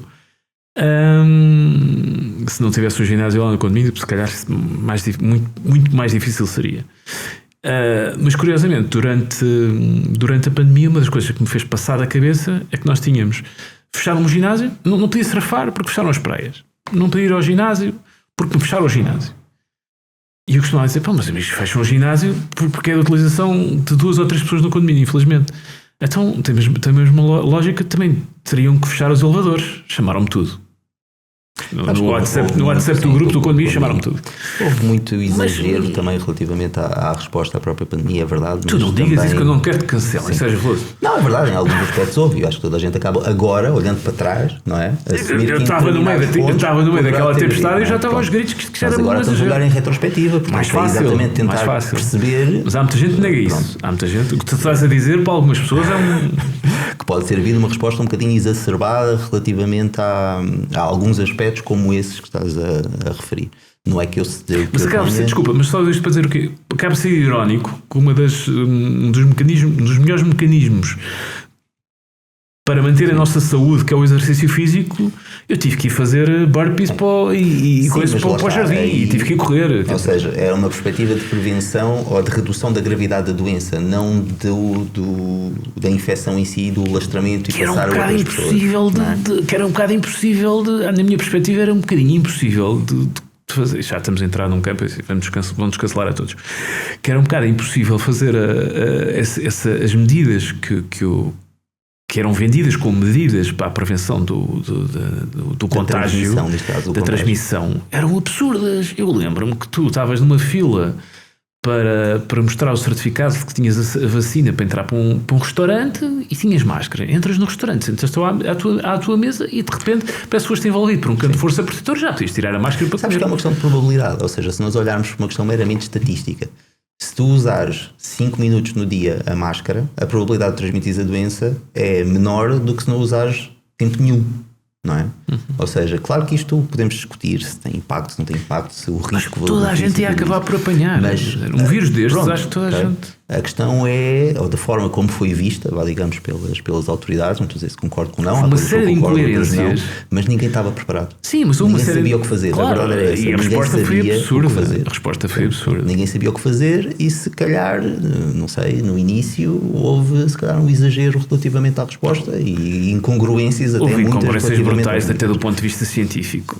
Quer dizer, não sou cientista, não sei, mas quer dizer, há coisas de biologia do 9º ano que foram claramente violadas nesta conversa. Não houve experiência com, ou seja, a pandemia anterior desta dimensão foi e já tinha sido há 100 anos. Não é? Pronto, não havia a mesma documentação relativamente às estratégias de mitigação da própria pandemia, etc. Então eu acho que as próprias autoridades sentiram-se um bocadinho perdidas e não sabiam como dar resposta e pronto, fizeram da maneira que sabiam. Não houve uma intenção deliberada de prejudicar ninguém nem nada que se pareça. Não, deliberada não, eu acho. Pode ter havido, de facto, eu acho que é um estudo. Sim. Acho que é um estudo, e agora estamos aqui a fechar um bocadinho, mas acho que é um estudo, mas isto lá está, não é um. Mas o estudo tem que ser feito agora, não é? Nós temos de aproveitar precisamente esse período para estudar e não repetir os mesmos erros. Não, mas eu acho que é ainda um estudo para mim de histeria coletiva por as pessoas não estarem habituadas a viver com o risco. Acho eu. Do risco de uma forma deliberada. Ou seja, eu costumava dizer que eu costumava fazer bodyboard e deixei um bocadinho de fazer. E hoje em dia faço PCT, também tem os seus riscos físicos. E eu acho que as pessoas deixaram de saber conviver com o risco de vida. E de repente aparece uma doença que tinha uma mortalidade que agora sabe-se que era reduzidíssima. E as pessoas confrontadas com uma doença e confrontadas com... Eu assisti a coisas absolutamente absurdas. De eu estar a ver os meus filhos a jogar à bola no jardim e estar a passar um senhor meu vizinho, que por acaso era da administração do condomínio, a dizer: desculpe lá, você não está a esquecer de nada? Eu assim... Do Covid, nos pedidos. Não, eles estavam a jogar aqui. Não está a esquecer de nada? Eu assim... Do quê? Desculpe lá. Eu não estou a acreditar que este gajo me está a dizer isto. Da máscara? E eu assim... Desculpe lá, estamos ao ar livre. Estou a ver os meus filhos a jogar à bola aqui a 20 metros de distância. Não tenho ninguém à minha volta. Estou aqui sentado. Acha que o risco de quê? Ou quando ia surfar, eu costumava dizer: então, mas não posso ir surfar? As praias estão fechadas porque acham que eu vou quê? Contagiar uma tainha? Quer dizer, está tudo doido. Quer dizer, não percebo. Havia ali questões que, do ponto de vista... uma certa histeria coletiva e um exagerar relativamente a determinados aspectos. Eu, pessoalmente, consigo perceber e não condeno essas questões. A minha posição está ali um bocadinho no meio termo entre as decisões que foram tomadas e quem é muito mais liberal nesse sentido e que é contra essas mesmas medidas. Mas pronto, acho que agora o importante é olhar para trás. É aprender. É com aprender. Mas eu acho que sim, e eu espero que. Mas eu costumava dizer, meus amigos, se um dia destes há uma pandemia a sério, sem minimizar esta e por respeito às pessoas que morreram, ainda foram. Mas se houver uma pandemia, se houver um ébola da vida qualquer que mata 50 e tal % da população em vez de 0,8 ou 0,9, o que é que foi? Esses vírus normalmente são mais fáceis de conter. Eu sei, porque se autocontém, matam tão depressa que. Né? A questão é essa. Mas pronto, mas estamos a fugir um bocadinho aqui ao tema. O que eu estava a dizer é que perdeu-se uma grande oportunidade de olhar para a obesidade como um problema sério de risco com o Covid, não é? Com o Covid podíamos ter a oportunidade de ter olhado para e esta abordagem que a medicina tem de olhar. Vamos reparar a coisa, vamos reparar o carro em vez de mudar o óleo atempadamente. O Covid, ou a pandemia do Covid, não o Covid, mas a pandemia do Covid já passou. A diabetes, o risco cardiovascular, tudo isso ainda se mantém em casa. Exato. E acho que é transversal, só mesmo quem não quer ver e que está, de certa forma, numa cegueira ideológica relativamente à questão à romantização da obesidade. É claro, e aí a ciência não deixa qualquer dúvida, que a obesidade é um dos fatores de risco mais importantes para uma série de doenças cardiometabólicas. Não, e essa foi outra, por causa do Covid e por causa do fecho das coisas, por causa da dificuldade do acesso à saúde, porque era preciso tratar coisas absurdas. Eu conheço casos, e conheço um par de casos, e isso é assim, estatisticamente isto não é nada, mas se eu conheço 2 casos, imagino quantos casos é que terá sido pessoas que tinham doenças oncológicas em fase ainda fase um bocado precoce, não é? Mas cujo atendimento foi atrasado grandemente por causa do Covid, quer dizer, meus amigos, que é... E esses são o tipo de coisas, ou o tipo de erros, digamos, que foram feitos, que é importante que sejam de facto estudados, assumidos, para que depois não voltem a acontecer. O problema é isso, é assumido. É que para serem estudados, primeiro têm que ser assumidos. É esse um problema que eu acho que ainda se está a fazer um bocadinho, porque acho que houve uma captura ideológica muito grande.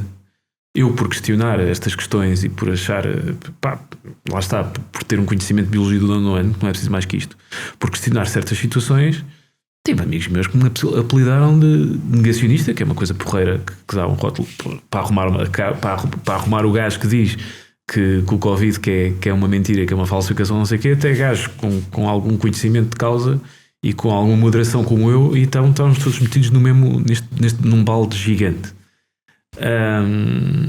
Mas depois também me chamaram fascista e chamaram-me não sei o quê. Eu assim, meus amigos, desculpem lá, o que o cu tem a ver com as calças?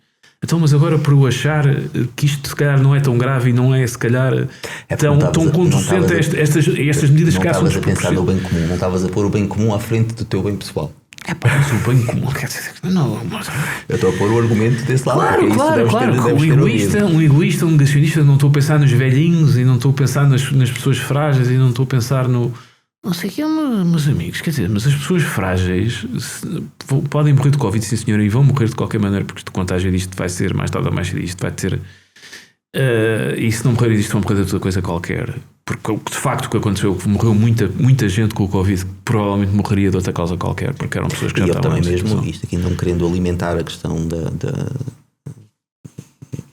pôr em causa os números e tudo isso, mas a verdade é que muita gente morreu infectada com Covid, mas não morreu com Covid. Eu conheço casos. Se tu tivesses Covid, eras automaticamente Isto é tudo anedótico, mas eu conheço uma pessoa que entrou no hospital já com um cancro bastante avançado, que era de fígado, não sei o quê, que já bastante em fase terminal já, a senhora já estava cheia de náuseas, foi ao hospital porque estava cheia de náuseas, não parava de vomitar, não sabia o que é que tinha, foi ao hospital, já tinha um cancro em fase absolutamente terminal, durou 15 dias, que está no hospital, é contagiada com Covid, e a senhora vai para a estatística como morte por Covid, que é de malucos. Sim, mas era e agora eu depois olho, depois penso, faço a extrapolação e penso quantas destas pessoas, e olho para os números, e quantas destas pessoas, caso destes, é que morreram de outras situações quaisquer, mas como eram de Covid, eram Covid. O cancro é uma comorbidade, depois se calhar é isso. Não sei. Enfim, tu falaste há pouco uma coisa que a tua clientela, vamos dizer assim, o teu universo de clientes não é se calhar representativo de também as trás, não é? és um especialista em nutrição, mas tu tens muito atleta na tua... Por norma, ou seja, a norma, obviamente que há situações que não se enquadram neste contexto, mas normalmente quem me procura, se eu quiser traçar assim um perfil mais generalista, são pessoas já com bastante consciência a nível de saúde, ou seja, já têm os seus cuidados, estão à procura de facto ter aqui uma otimização. Uma otimização. Muitas delas, a grande maioria, já pratica exercício físico, portanto tem aqui já uma série de fatores positivos, digamos, que querem, no fundo, optimizar e poder melhorar ainda mais. Claro que os outros casos também existem, mas daí eu estar a dizer que não é, digamos, uma fatia representativa da população, e que se eu olhar para a minha amostra, digamos, em particular, não vai representar e não ilustra aquilo que é a realidade. Exato. E tu trabalhas também muito chegaste a trabalhar até profissionalmente, acho que com culturistas, certo? Sim, ou seja, nunca foi a minha área, digamos. Mas é uma área que te interessa porque... Não, interessa-te no sentido... Calma. Não, interessa-te... Não vou agora... De repente uma data de culturistas vão-te lá bater à porta. Mas não é isso. Mas interessa-te do ponto de vista... porque uma vez falámos disso...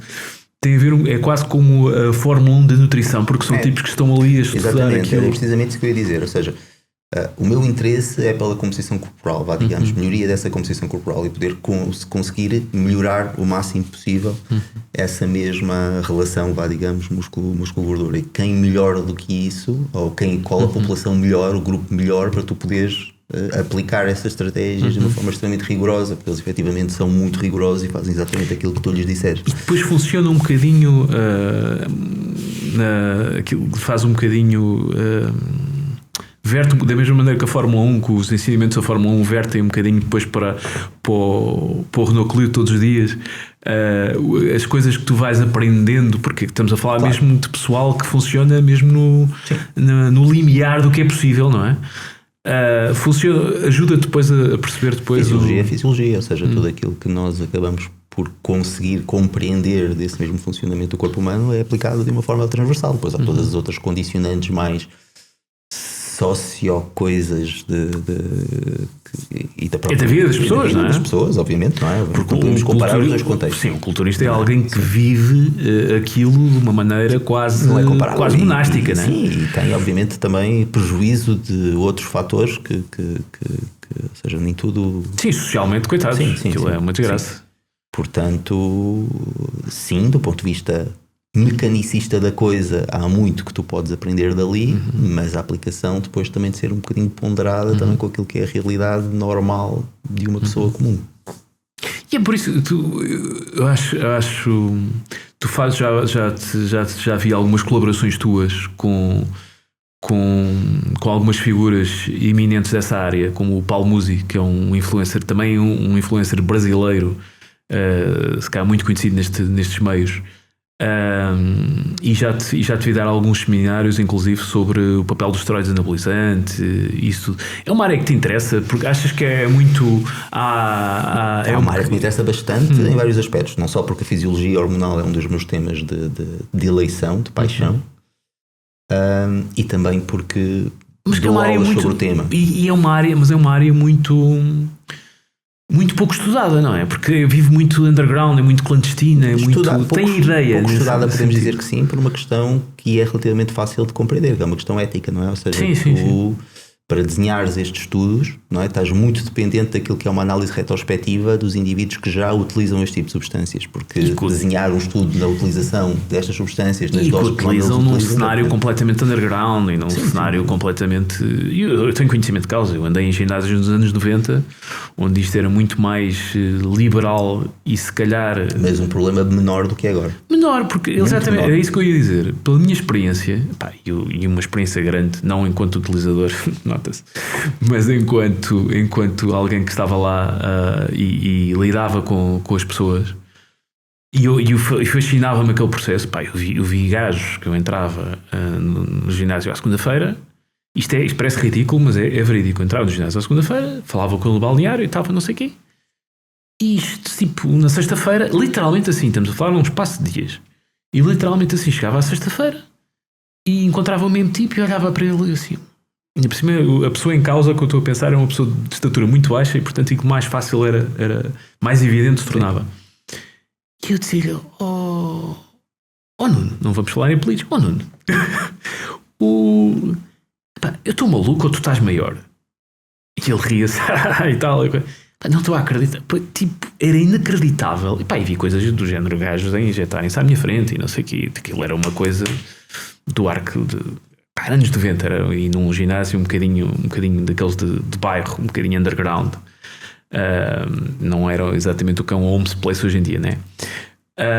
E eu achava aquilo incrível porque via os tipos todos os dias e via aquilo que era possível com aquilo, mas também tinha noção do trabalho e isso tudo. E aquilo era mas a ideia que eu tinha e o que eu percebia, porque via aquilo à minha frente, é que na altura, nos anos 90, repito, havia o acesso a medicamentos. Ou seja, eram esteroides anabolizantes, sim senhora, substâncias terapêuticas que eles obtinham, sei lá, por contrabando, porque tinha um amigo na farmácia que lhes facultava, sei lá, por várias maneiras. Mas que eram todos eles, ou quase todos, sei lá, havia algum... Não, acho que eram todos. De laboratórios. Alguns veterinários, mas enfim. Mas eram de laboratórios. E hoje em dia, eu durante 20 e tal anos nunca mais andei em ginásios comerciais. Ou, portanto, andei num outro ginásio comercial, mas daqueles mais de cadeias e, portanto, uma coisa mais clean. E há uns tempos treinava com um miúdo de 20 e tal anos que não sabia treinar e eu até tive a ensiná-lo como é que as coisas faziam, os exercícios. Isto não é assim, é assado e tal, não sei o quê. Mas um miúdo com uma genética incrível, porque atleta mesmo, alto, todo, daqueles gajos que fazia qualquer coisa e aquilo desenvolvia. E o puto entusiasmado com aquilo tudo vira-se para mim e dizia, isto foi há 10 anos e tal, há 10 anos, e ele dizia, estou a pensar em se calhar meter umas coisas e não sei o quê. E eu assim, puto, o que é que tu comeste ao pequeno almoço? Olha, comi um croissant com não sei o quê. Vou lá, tu não sabes treinar, tu não sabes comer e vês-me falar em meter jarda, que é o comum, esteroides. Tu estás maluco? Para quê? As casas... cada um faz o que quer e tu um dia destes, se lhe quiseres levar isto mais a sério, daqui a uns anos, fazes o que quiseres, a saúde é tua, a vida é tua, desde que estejas consciente dos riscos e do que é que isto implica. Mas tu, pelo amor de Deus, tu aprende-me a comer e a treinar primeiro, não é? Tens razão. Não, mas essa história é uma coisa. Tens razão e tal. Passado uns meses, com o puto a fazer uma evolução muito boa, e eu próprio, porque tinha alguém para me ajudar, porque normalmente treinava sozinho, até eu próprio acho que fiquei na minha melhor forma, se calhar de sempre.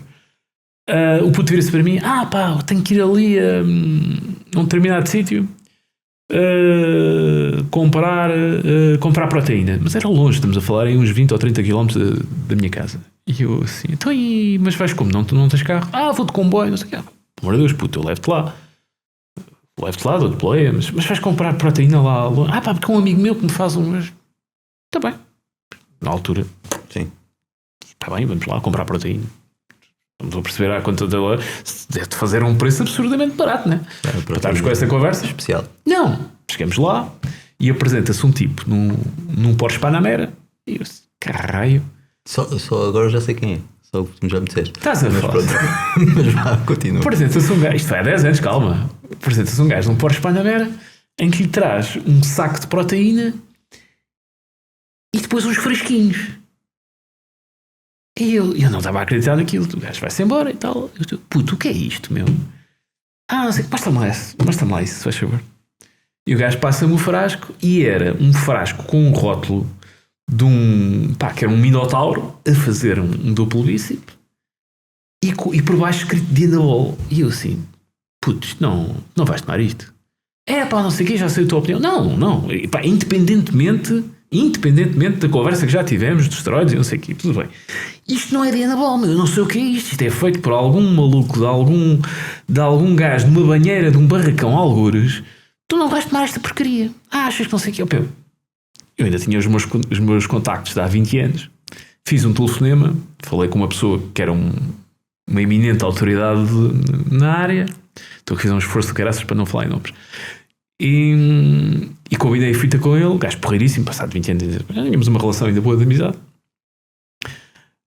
E fui ter com ele e, olha, fulano, tenho aqui esta situação e tal, este puto é maluco, pá, mas ajuda-me lá a tentar meter-lhe algum juízo na cabeça e pá, e sobretudo diz-me lá se esta porcaria que ele quer tomar, se isto é perigoso. Perigoso, quer dizer, ainda mais do que é normal.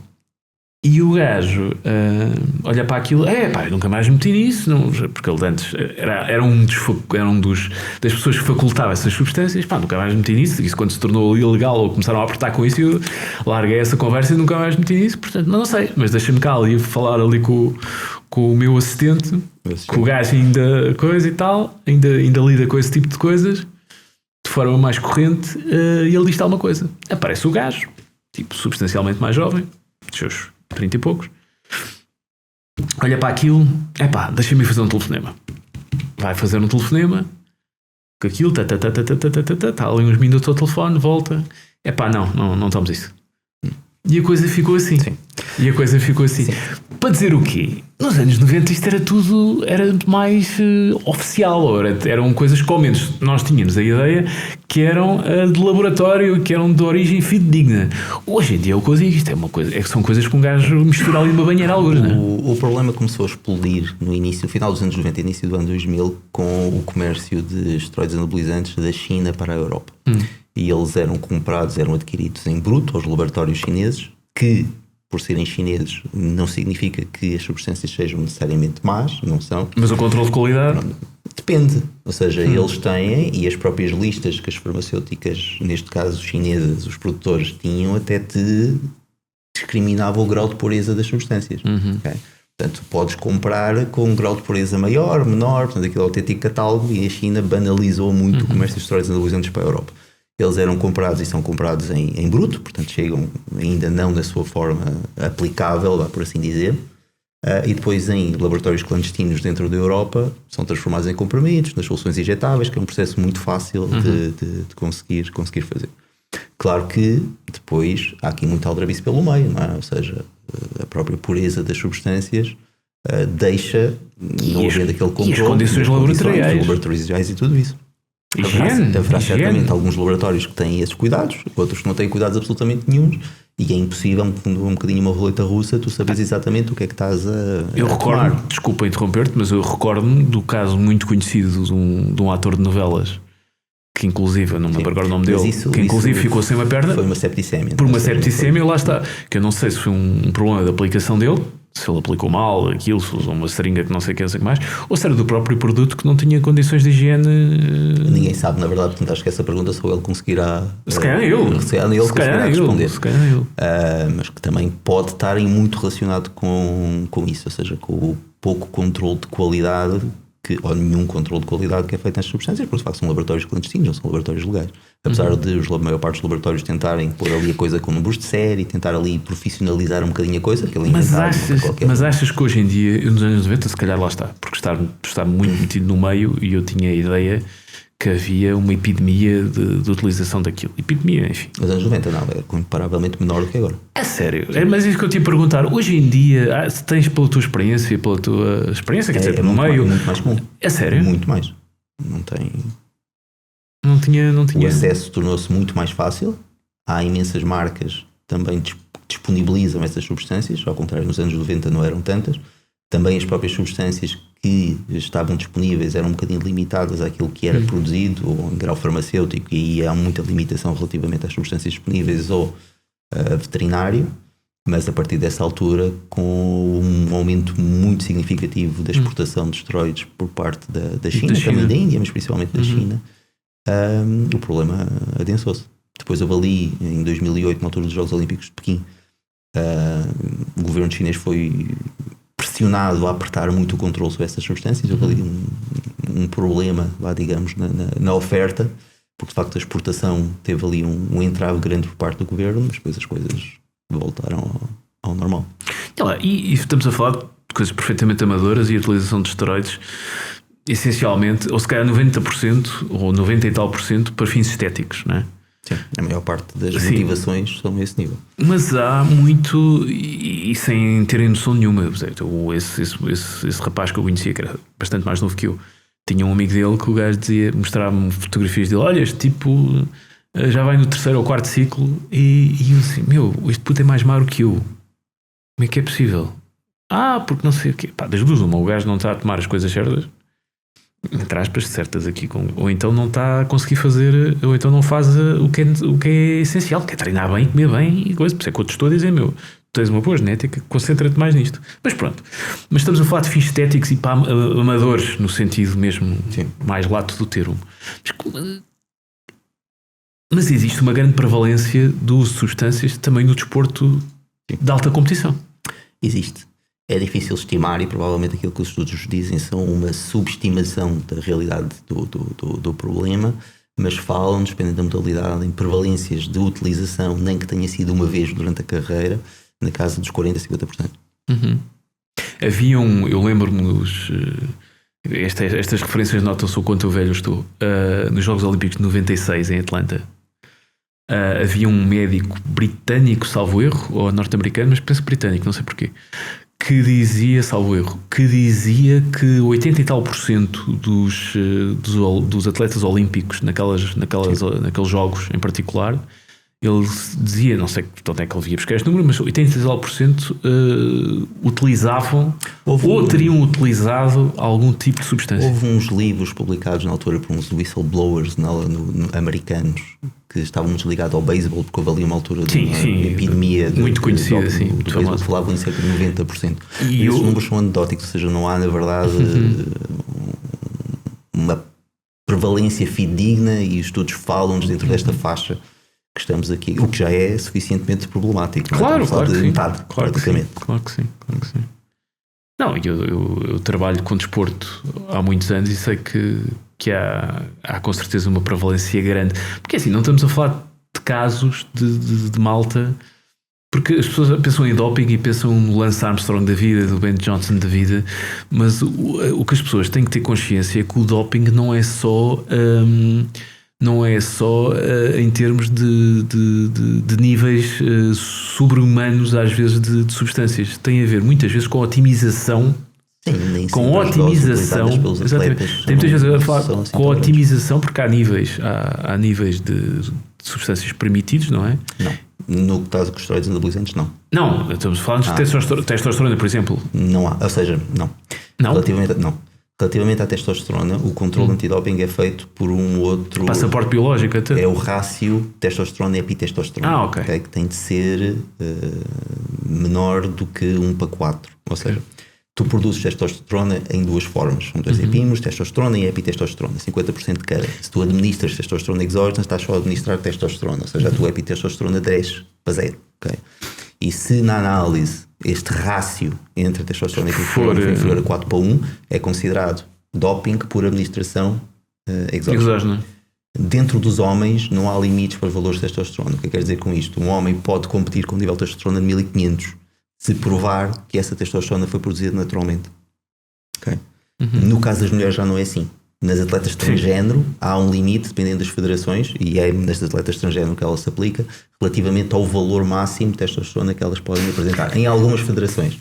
No caso dos homens não existe. Okay? Tens é de provar que esses níveis de testosterona são produzidos naturalmente. Ok. Porque eu estou a dizer que havia casos de otimização porque assisti a algumas conversas de tipos que foi precisamente por que isso se gabavam que havia médicos que conseguiam, pois já foi há uns anos, que havia médicos que conseguiam, ele dizia, o profissional, tens aqui uma linha, o profissional X, há sempre o profissional X fica muito abaixo da linha, o profissional Y fica muito além da linha, este gajo era o maior porque este gajo batia sempre na linha. Estamos a falar, e há muitas formas de ludibriar os testes. Estava a falar de epitestosterona, mas a verdade é que, apesar de ser muito difícil de encontrar, ela também existe no mercado. Portanto, também se consegue encontrar no mercado negro e ludibriar dessa forma. Mas lá está. Mas falaste aí de um caso que eu acho particularmente interessante também, um dos meus pet peeves, que tem a ver com os atletas transgêneros e tem a ver com a questão. Qual é a tua posição relativamente, enquanto cientista, enquanto adepto de desporto, qual é a tua posição relativamente a isso? Não quero assumir por opção também uma posição de sim ou não relativamente a isso. Aquilo que eu acho que é importante é se colocar essas atletas em algum lado. Sim, sem dúvida, têm direito. Porque a legislação neste momento acaba por ser ambígua entre federações, entre o Comitê Olímpico e a Federação de Boxe, por exemplo. Exato. Sim, esse é mais conhecido. É o caso mais conhecido. e Mais acaba recente. por não haver um lugar, digamos assim, onde estas atletas possam posicionar. Agora, relativamente, a questão é extremamente complexa em vários aspectos. Porque diz-me um dos argumentos que eu ouço e a favor, porque há pessoal super woke que diz: não, senhores, as mulheres transexuais podem competir com as outras mulheres porque os graus de testosterona não foram, não sei o que e tal. Isso é falso. Não, mesmo que seja. Não é um argumento inválido, é um argumento falso. É um argumento inválido porque durante a transição da adolescência, não sei o quê, houve uma série de processos, não é? Pelos quais passaram. Para os aspectos comportamentais, é mais importante a exposição à testosterona na altura do nascimento e até a exposição intrauterina, e para aspectos mais relacionados com a performance esportiva durante o desenvolvimento sexual da fase pubertária. Exato. E a nível dos tendões, a nível da... E a diminuição dos níveis de testosterona não parece afetar assim tanto a performance dos atletas na idade adulta. Portanto, isso não é verdade. Mesmo que seja obrigatório manter os níveis de testosterona durante 1-2 anos abaixo de um determinado limite, isso não parece ter um impacto tem sempre uma vantagem a nível da performance. Ou seja, tem sempre uma vantagem em termos de performance. Tu não vais diminuir o teu calibre da traqueia, por exemplo, por teres um ano de testosterona mais baixo. Ou o volume dos teus pulmões. Nem o tamanho dos teus ossos. Okay? Nem não vai acontecer. Nem a força dos teus tendões. Há adaptações que vão sendo criadas ao longo do tempo que não se vão perder na transição para o outro sexo. Portanto, a vantagem mantém-se. E aquilo que diminui, ou que parece diminuir, é muito mais baixo do que a diferença normal entre sexos. Exato. Portanto, há de ser um disparate. Nesse aspecto... Não estou a colar... a nenhuma posição. Do meu ponto de vista é um disparate. Sim. Eu pessoalmente... E é contra a verdade relativamente à questão transgénero, ou seja, em que a mudança é feita a posteriori, portanto já em idade adulta por uma opção pessoal da pessoa, não me faz sentido que vá competir com mulheres do sexo biológico. Até porque em termos de princípio, acho que uma transição dessas terá que ser sempre na idade adulta. E fazer isto em crianças acho que é um absurdo. Sim. Foram-se criando também aqui algumas situações limite de coisas absurdas, porque de facto não há comparação entre aquilo que um homem consegue levantar numa a nadadora Lia Thomas, nadador, porque acho que inclusive ainda é um transgénero que ainda permanece intacto, que, portanto eu não sei até que ponto é que se define se é transgénero ou não, porque ainda mantém os órgãos genitais masculinos. Segundo consta, não sei, nunca fui lá verificar, mas é um bocado. Estamos a falar de uma interferência ideológica profunda no campo do desporto, que eu sempre considerei um campo lá. Acho que. De valores mais puros. Sim, é verdade, o valor da competição, mas também é verdade que os valores do Pierre de Coubertin, portanto, dos Jogos Olímpicos, já lá estão há muito, não tem nada a ver. Aliás, ele próprio dizia que a partir do momento em que o desporto se tornasse profissional tinha acabado. Claro. E é um bocadinho... Sim, é um bocado mito, mas quer dizer, uma coisa é a utilização, como já falámos, de substâncias, etc, porque, e eu costumo sempre dizer isto, a malta, e um dos ícones desse abuso de substâncias é o Lance Armstrong. E eu costumo dizer, meus amigos, vocês não podemos, para já, o doping no ciclismo hoje em dia eu acho que é impossível que não exista ainda, porque nós olhamos para as performances destes cavalheiros e comparamos com os tipos do Tour de France do princípio dos anos 2000, quando o Lance Armstrong corria, e estes gajos todos andam mais do que eles andavam na altura. E, mas, portanto, no outro dia estava a ver um podcast do Atian. Samilan, que é com ele, com o do Atian, mas com o que é um investigador. Sim. E aliás é ele um dos treinadores do Pogačar, penso eu, tenho certeza da equipa. E ele por acaso tinha uma perspectiva diferente, ou seja, mesmo que ele estava a dizer que, olhando por exemplo há uns anos atrás relativamente à potência que os atletas tinham na bicicleta, que agora é menos. Eu acho difícil, porque no outro dia eu ver precisamente um podcast do Peter Attia com o próprio Pogačar. Ele tem lá um de 40 minutos com ele, não sei que ainda não que é inacreditável. Sim, ele está em zona 2 a 400 watts ou 300 watts. Pelo amor de Deus. Mas ele, por exemplo, ou seja, ele é um atleta fenomenal em vários aspectos e com coisas que não são, no fundo, potenciadas pelos esteroides anabolizantes, nomeadamente a capacidade de utilização do que é uma coisa fantástica. Sim, não estou a falar só em esteroides anabolizantes, há todo um conjunto de substâncias que eles podem usar. Aliás, os esteroides anabolizantes, no caso do ciclismo, têm vantagens grandes, nomeadamente em termos de recuperação. Não são as principais drogas utilizadas. Mas não são, exatamente, mas não são as principais. Eu não sei o que é que eles andam a usar, mas que todos andam a usar alguma coisa, porque nós vamos a olhar, os tempos estão mais rápidos do que a tecnologia mudou, as bicicletas são melhores, tudo bem, dou de barato. Mas não brinquem comigo. Mas relativamente ao Lance Armstrong, que eu costumava dizer, que é, meus amigos, está mais que provado que todos naquele pelotão do Tour, não, naqueles pelotões do Tour, quando eu digo pelotão, os principais corredores, e estamos a falar desde o primeiro, desde a camisola amarela até quase até ao fim daquele pelotão internacional, todos usavam substâncias. Se o Lance Armstrong, que depois veio descobrir que usava, ganhou, é porque se estavam todos em igualdade de circunstâncias, há alguma coisa ele fazia mais que os outros. Eu podia me encher de drogas que eu não acabava uma etapa do Tour, se calhar. Estes meninos andam 3 semanas, não é só o doping. São resultados extraordinários. Resultados extraordinários, quer dizer, aquilo é se calhar o picozinho da pirâmide, porque aquilo, eu considero que eles não andam mais, ou se calhar andam mais também, por causa das substâncias, mas aquelas substâncias, acho que ao nível que eles andam, que estamos a falar de 3 semanas a fazer 200 km com acumulados absurdos, quase sem comer, quase sem descansar, quase sem nada, eu acho que neste caso os esteroides não é para dar vantagem, é para eles sobreviverem, não é? Portanto, mas isso é uma questão, enfim. E só para concluir, outra questão porque não quero aqui atrapalhar a tua criança nasce hoje, não quero atrapalhar-te nesse momento. Só para encerrar aqui a questão, vamos falar aqui de uma coisa que eu costumo discutir muito com os meus amigos, até do ciclismo, e que era uma coisa que tem a ver com a substância creatina, que surgiu nos anos 90 e que eu comecei a ouvir falar muito nos anos 90 quando frequentava ginásios, e que na altura era uma coisa para dar força e para dar massa muscular e isso tudo, etc. E que tem piada, que era muitas vezes utilizada, quase, dizia eu, já conhecedor dos meandros da coisa, muitas vezes utilizada via gajos, atletas profissionais que diziam que de repente ganhavam uma quantidade absurda de massa muscular e diziam que era da creatina. Os suplementos alimentares sempre foram usados para bodes expiatórios dos esteroides anabolizantes. Por exemplo, o Tribulus na Bulgária, na altura, quando ele surgiu no mercado, na altura acabou por ser das justificações que se dava porque é que os atletas búlgaros estavam a ganhar tanta massa muscular. A mesma coisa aconteceu com o ZMA na altura, com os laboratórios Balco. Sim, com o Vitor Conte na altura, Vitor que Conte, tinha o Milo Shashev e o Tim Montgomery como cabeças de cartaz e a Marion Jones. Marion Jones não era sim, ela foi com a THG, mas sim, não, ou seja, acho que ela não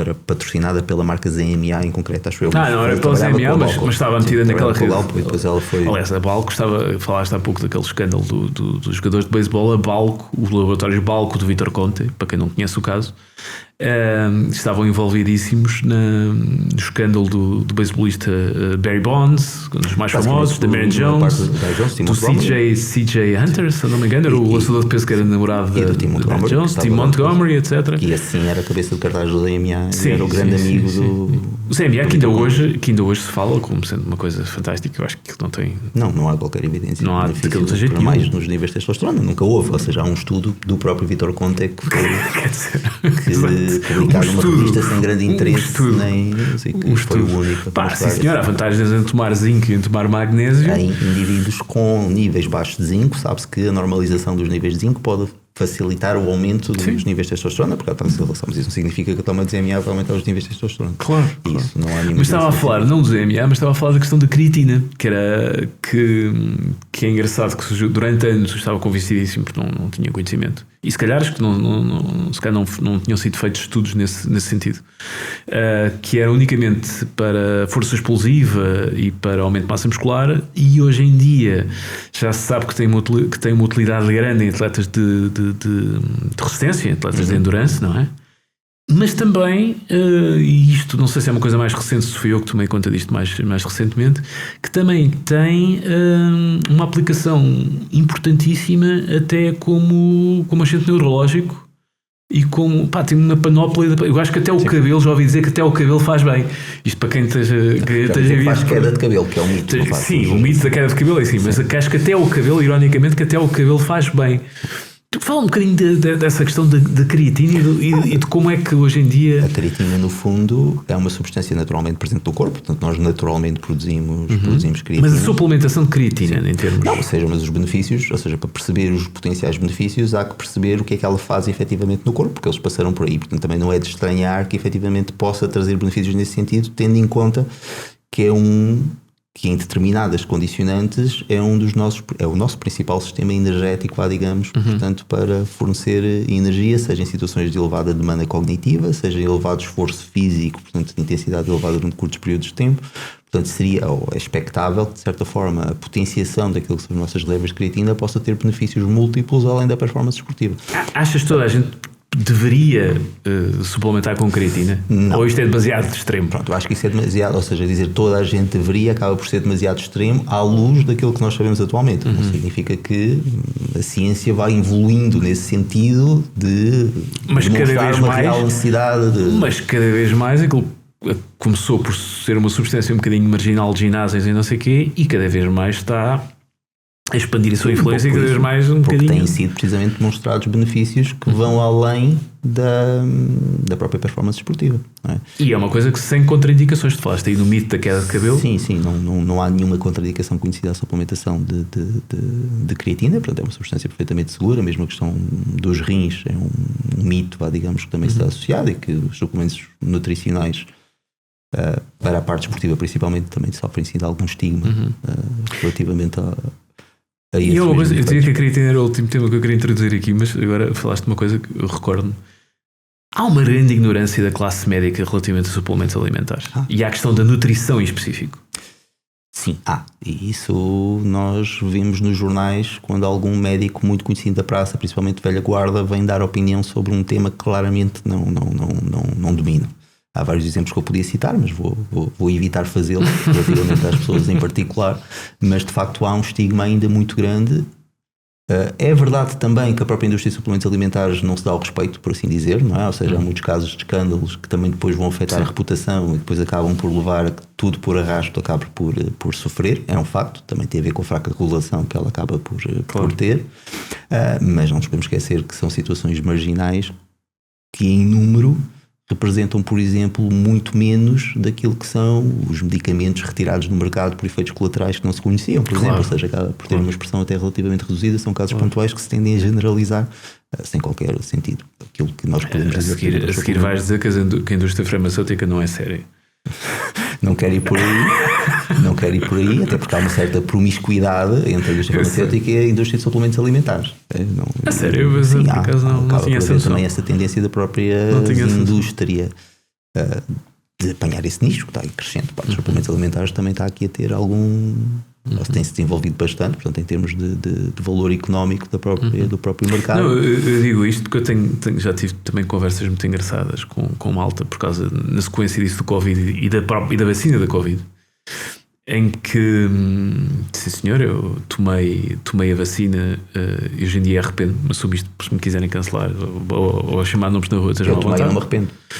Não, eu arrependo porque sabendo o que sei hoje, fico sempre com aquela paranoia do se calhar me deixo ter um problema qualquer por causa daquilo.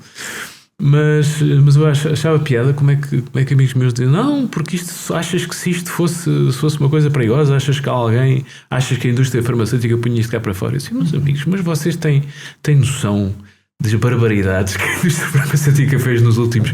desde sempre, quer dizer... Sim, mas aí estamos também... O problema da indústria farmacêutica é que cada caso pontual de escândalo que vai surgindo tem um impacto muito grande. Claro. Não é? Tem um impacto enorme.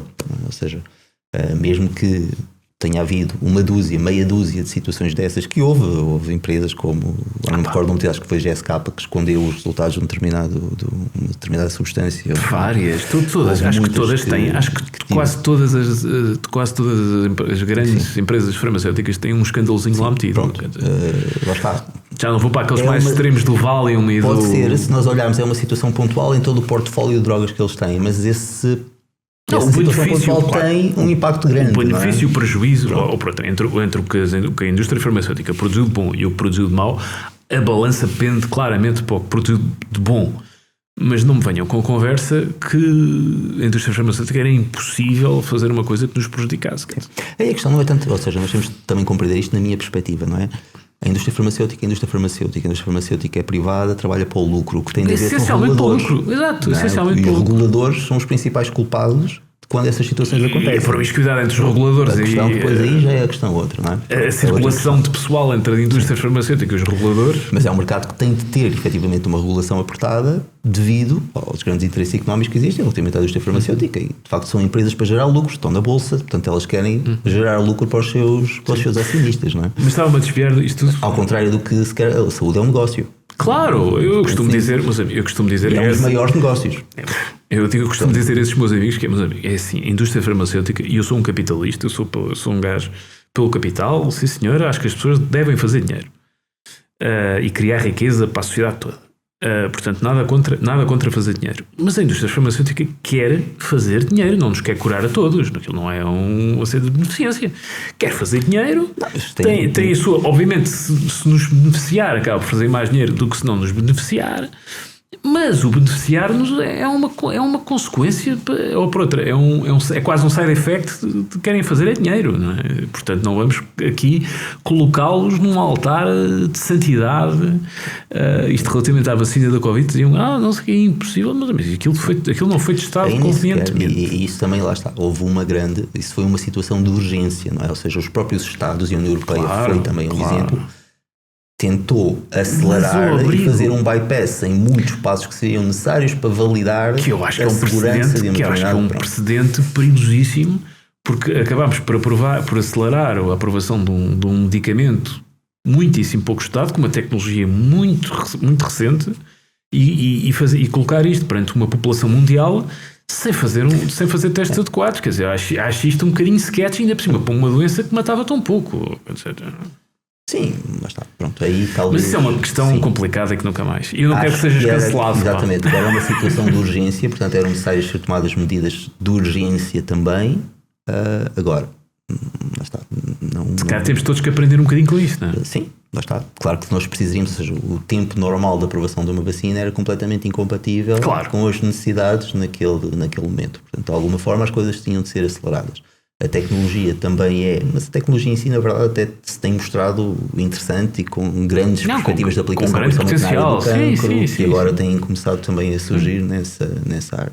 A tecnologia em si eu acho que é perfeita, não tem problema nenhum. Eu estou a dizer a aplicação da coisa de uma forma tão... E ainda por cima a desonestidade que houve quando eu tomei aquilo convencidíssimo. É uma vacina, portanto vamos tomar isto e não vou contagiar ninguém, nem vou apanhar, não sei o quê. De repente deixou de ser...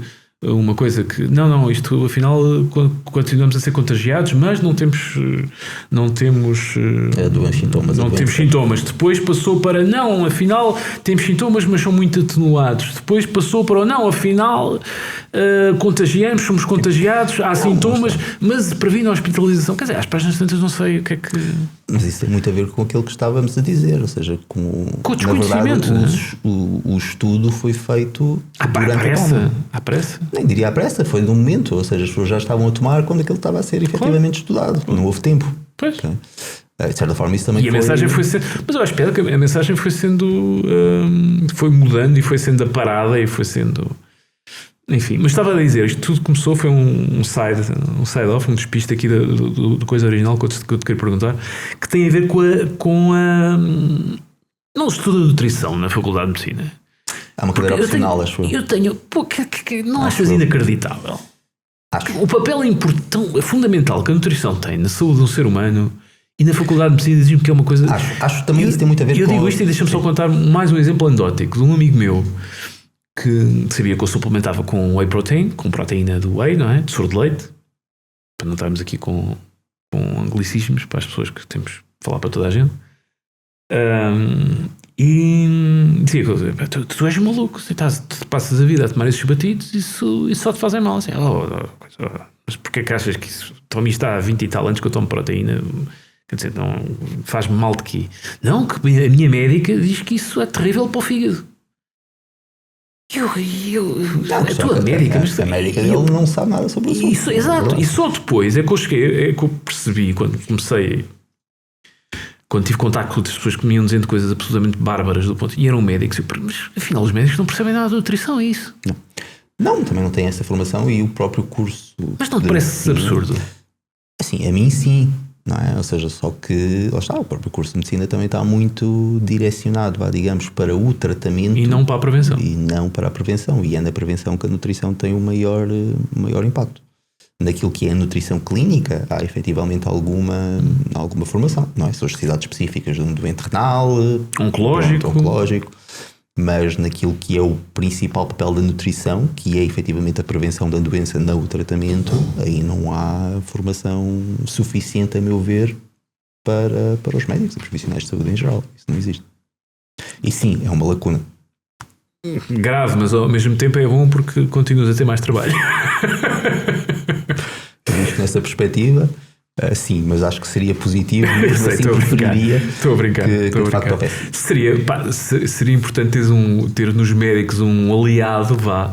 Sim, que não sejam especialistas em nutrição, mas que não digam estas barbaridades, não é? A minha perspectiva nessa questão em particular é positiva, ou seja, acho que as coisas estão a melhorar, ou seja, os médicos mais jovens que vão também começando agora a entrar e a ter a sua posição também no mercado de trabalho, têm uma perspectiva um bocadinho diferente, okay? E menos conservadora, digamos, relativamente a essas questões. Portanto, acho que isso pode efetivamente vir a sofrer uma mudança à medida que a geração, digamos, vai mudando e esta geração vai tomando o lugar da geração mais de... Achas que há, só para terminar, achas que há cada vez uma maior consciência na população do papel fundamental da alimentação na saúde? Ou nem por isso? Lá está. Isto é um achismo, não é? É uma questão, é uma opinião da tua experiência. A amostra, sim. Lá está, A tua amostra é um bocado específica. Não é de todo boa para responder a essa pergunta. Mas na tua observação do dia-a-dia, das tuas idas ao supermercado, não dás para... Às vezes dou para mim a olhar para o cesto de compras das pessoas e a fazer a minha análise. As pessoas não têm... Ou seja, eu, por exemplo, e aqui não é uma crítica que eu faço, mas eu considero uma pessoa que tem uma alimentação bastante saudável. Ou seja, em casa não existe nada. Neste caso, em termos se eu quisesse comer mal em casa, não conseguia. Neste caso, em termos de... Não é aquela adagem do em casa de ferreiro espeto de pau, não se aplica. Se eu quisesse comer mal em casa, não conseguia. E eu nunca vou à seleção, à secção de saudável. Exato, isso não existe. Isso não existe. Normalmente são produtos super processados. E normalmente são alimentos super processados e enganosos às vezes. E com publicidade enganosa. Isto para dizer que se nós efetivamente olharmos para a noção daquilo que as pessoas têm do que é comer saudável, um bocadinho ilustrada também por isso, ela está de facto um bocadinho longe da realidade. E olhar para os carrinhos de supermercado, infelizmente, é um exercício que nós podemos fazer para perceber o quanto as pessoas comem mal, no geral. Okay? Que ainda ontem tive uma conversa interessantíssima com uma pessoa que me dizia: o médico disse-me que eu precisava de perder 20 quilos, pá. E eu olho, em casa praticamente não como carnes vermelhas, pá. É frango, é peru, pá. E não sei o quê e tal. E eu pensava, mas esta história é inacreditável. Porque há uma demonização, uma quantidade de... A nutrição deve ser uma coisa com a maior quantidade de mitos. A história da carne vermelha, por exemplo, que a carne vermelha é pouco saudável, que a gente deve só comer carnes brancas, que é um disparate. Ou só peixe, ou só... É uma área com muitos mitos, não é? É uma área com muitos mitos mesmo. Toda a gente se acha que sabe sobre nutrição, todos comemos, portanto todos achamos que de certa forma somos os nossos próprios nutricionistas e que dominamos o tema, e sim, provavelmente são poucas as áreas ou áreas mais propícias a mitos do que a própria alimentação e a nutrição em geral. E é uma das áreas mais estudada e que mais muda. É muito difícil fazer estudos em nutrição. Ou seja, e que mais muda, há atualizações constantes. Sim. É muito difícil, ou seja, quem investiga, quem está na ciência, digamos, da nutrição, que é uma ciência até relativamente recente, isso também é aqui uma questão que não joga a favor, consegue perceber o quanto é difícil tu fazer estudos que mostrem perentoriamente ou que comprovem uma determinada questão. São impossíveis. A dimensão da amostra seria grande, a duração seria proibitiva em termos de custo, ou seja, esses estudos que poderiam, no fundo, dar respostas a essas questões são logisticamente impossíveis de serem feitos. Então nós estamos muito dependentes, digamos, daquilo que são análises retrospectivas, estudos epidemiológicos, observacionais, que não nos permitem ter uma resposta, digamos, definitiva sobre determinadas questões. E vão surgindo também por causa dessa própria impossibilidade, digamos, da ciência dar essas mesmas respostas de uma forma clara, vão surgindo, obviamente, muitos desses mesmos mitos e questões de opinião, por assim dizer, que não têm nada a ver com ciência, na verdade. E por isso, repito, ainda bem que existem profissionais como tu, não é? para ajudar. Acredito, espero que sim, e posso fazer o meu trabalho nessa área. Uma coisa que eu sou, desde essa altura, completamente apaixonado pela parte da ciência, pela área mais mecanicista. E tento, obviamente, fazer esse trabalho da forma mais isenta possível. Olha, Sérgio, eu conheci-te através de um blog que era o Fat New World. Sim, que já não existe. Exatamente. Como é que hoje em dia as pessoas quiserem conhecer um bocadinho mais do teu trabalho ou entrar em contato contigo, quais são as redes sociais? Quais são as redes sociais, portanto, o Instagram acaba por ser aquela que eu uso, nem sequer tenho mais nenhuma, e tenho também um site onde de vez em quando, não com a frequência que eu gostaria, mas como é que te encontram? Por Sérgio Veloso? Sérgio.sveloso. Esse no Instagram. E o site, portanto, é sergioveloso.pt. Portanto, aí é mais fácil. E é a melhor maneira. Não consigo atualizar à velocidade que gostaria, com os temas que gostaria, por questões de tempo, e as perspectivas não são com o tempo agora. Exato. Para fazer esses... Agora vai ficar ainda mais apertado, não é? Mas pronto, tento dentro do possível conseguir fazer um bocadinho ainda da divulgação, não só do meu trabalho, mas também desta parte mais científica, que é de facto aquilo que me apaixona. Exatamente. Olha, Sérgio, mais uma vez muito obrigado sobretudo numa altura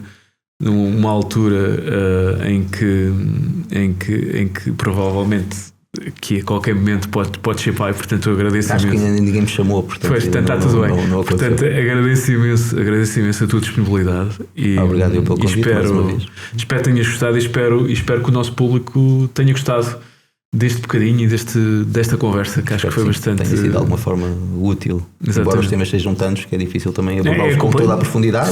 Isto é uma conversa...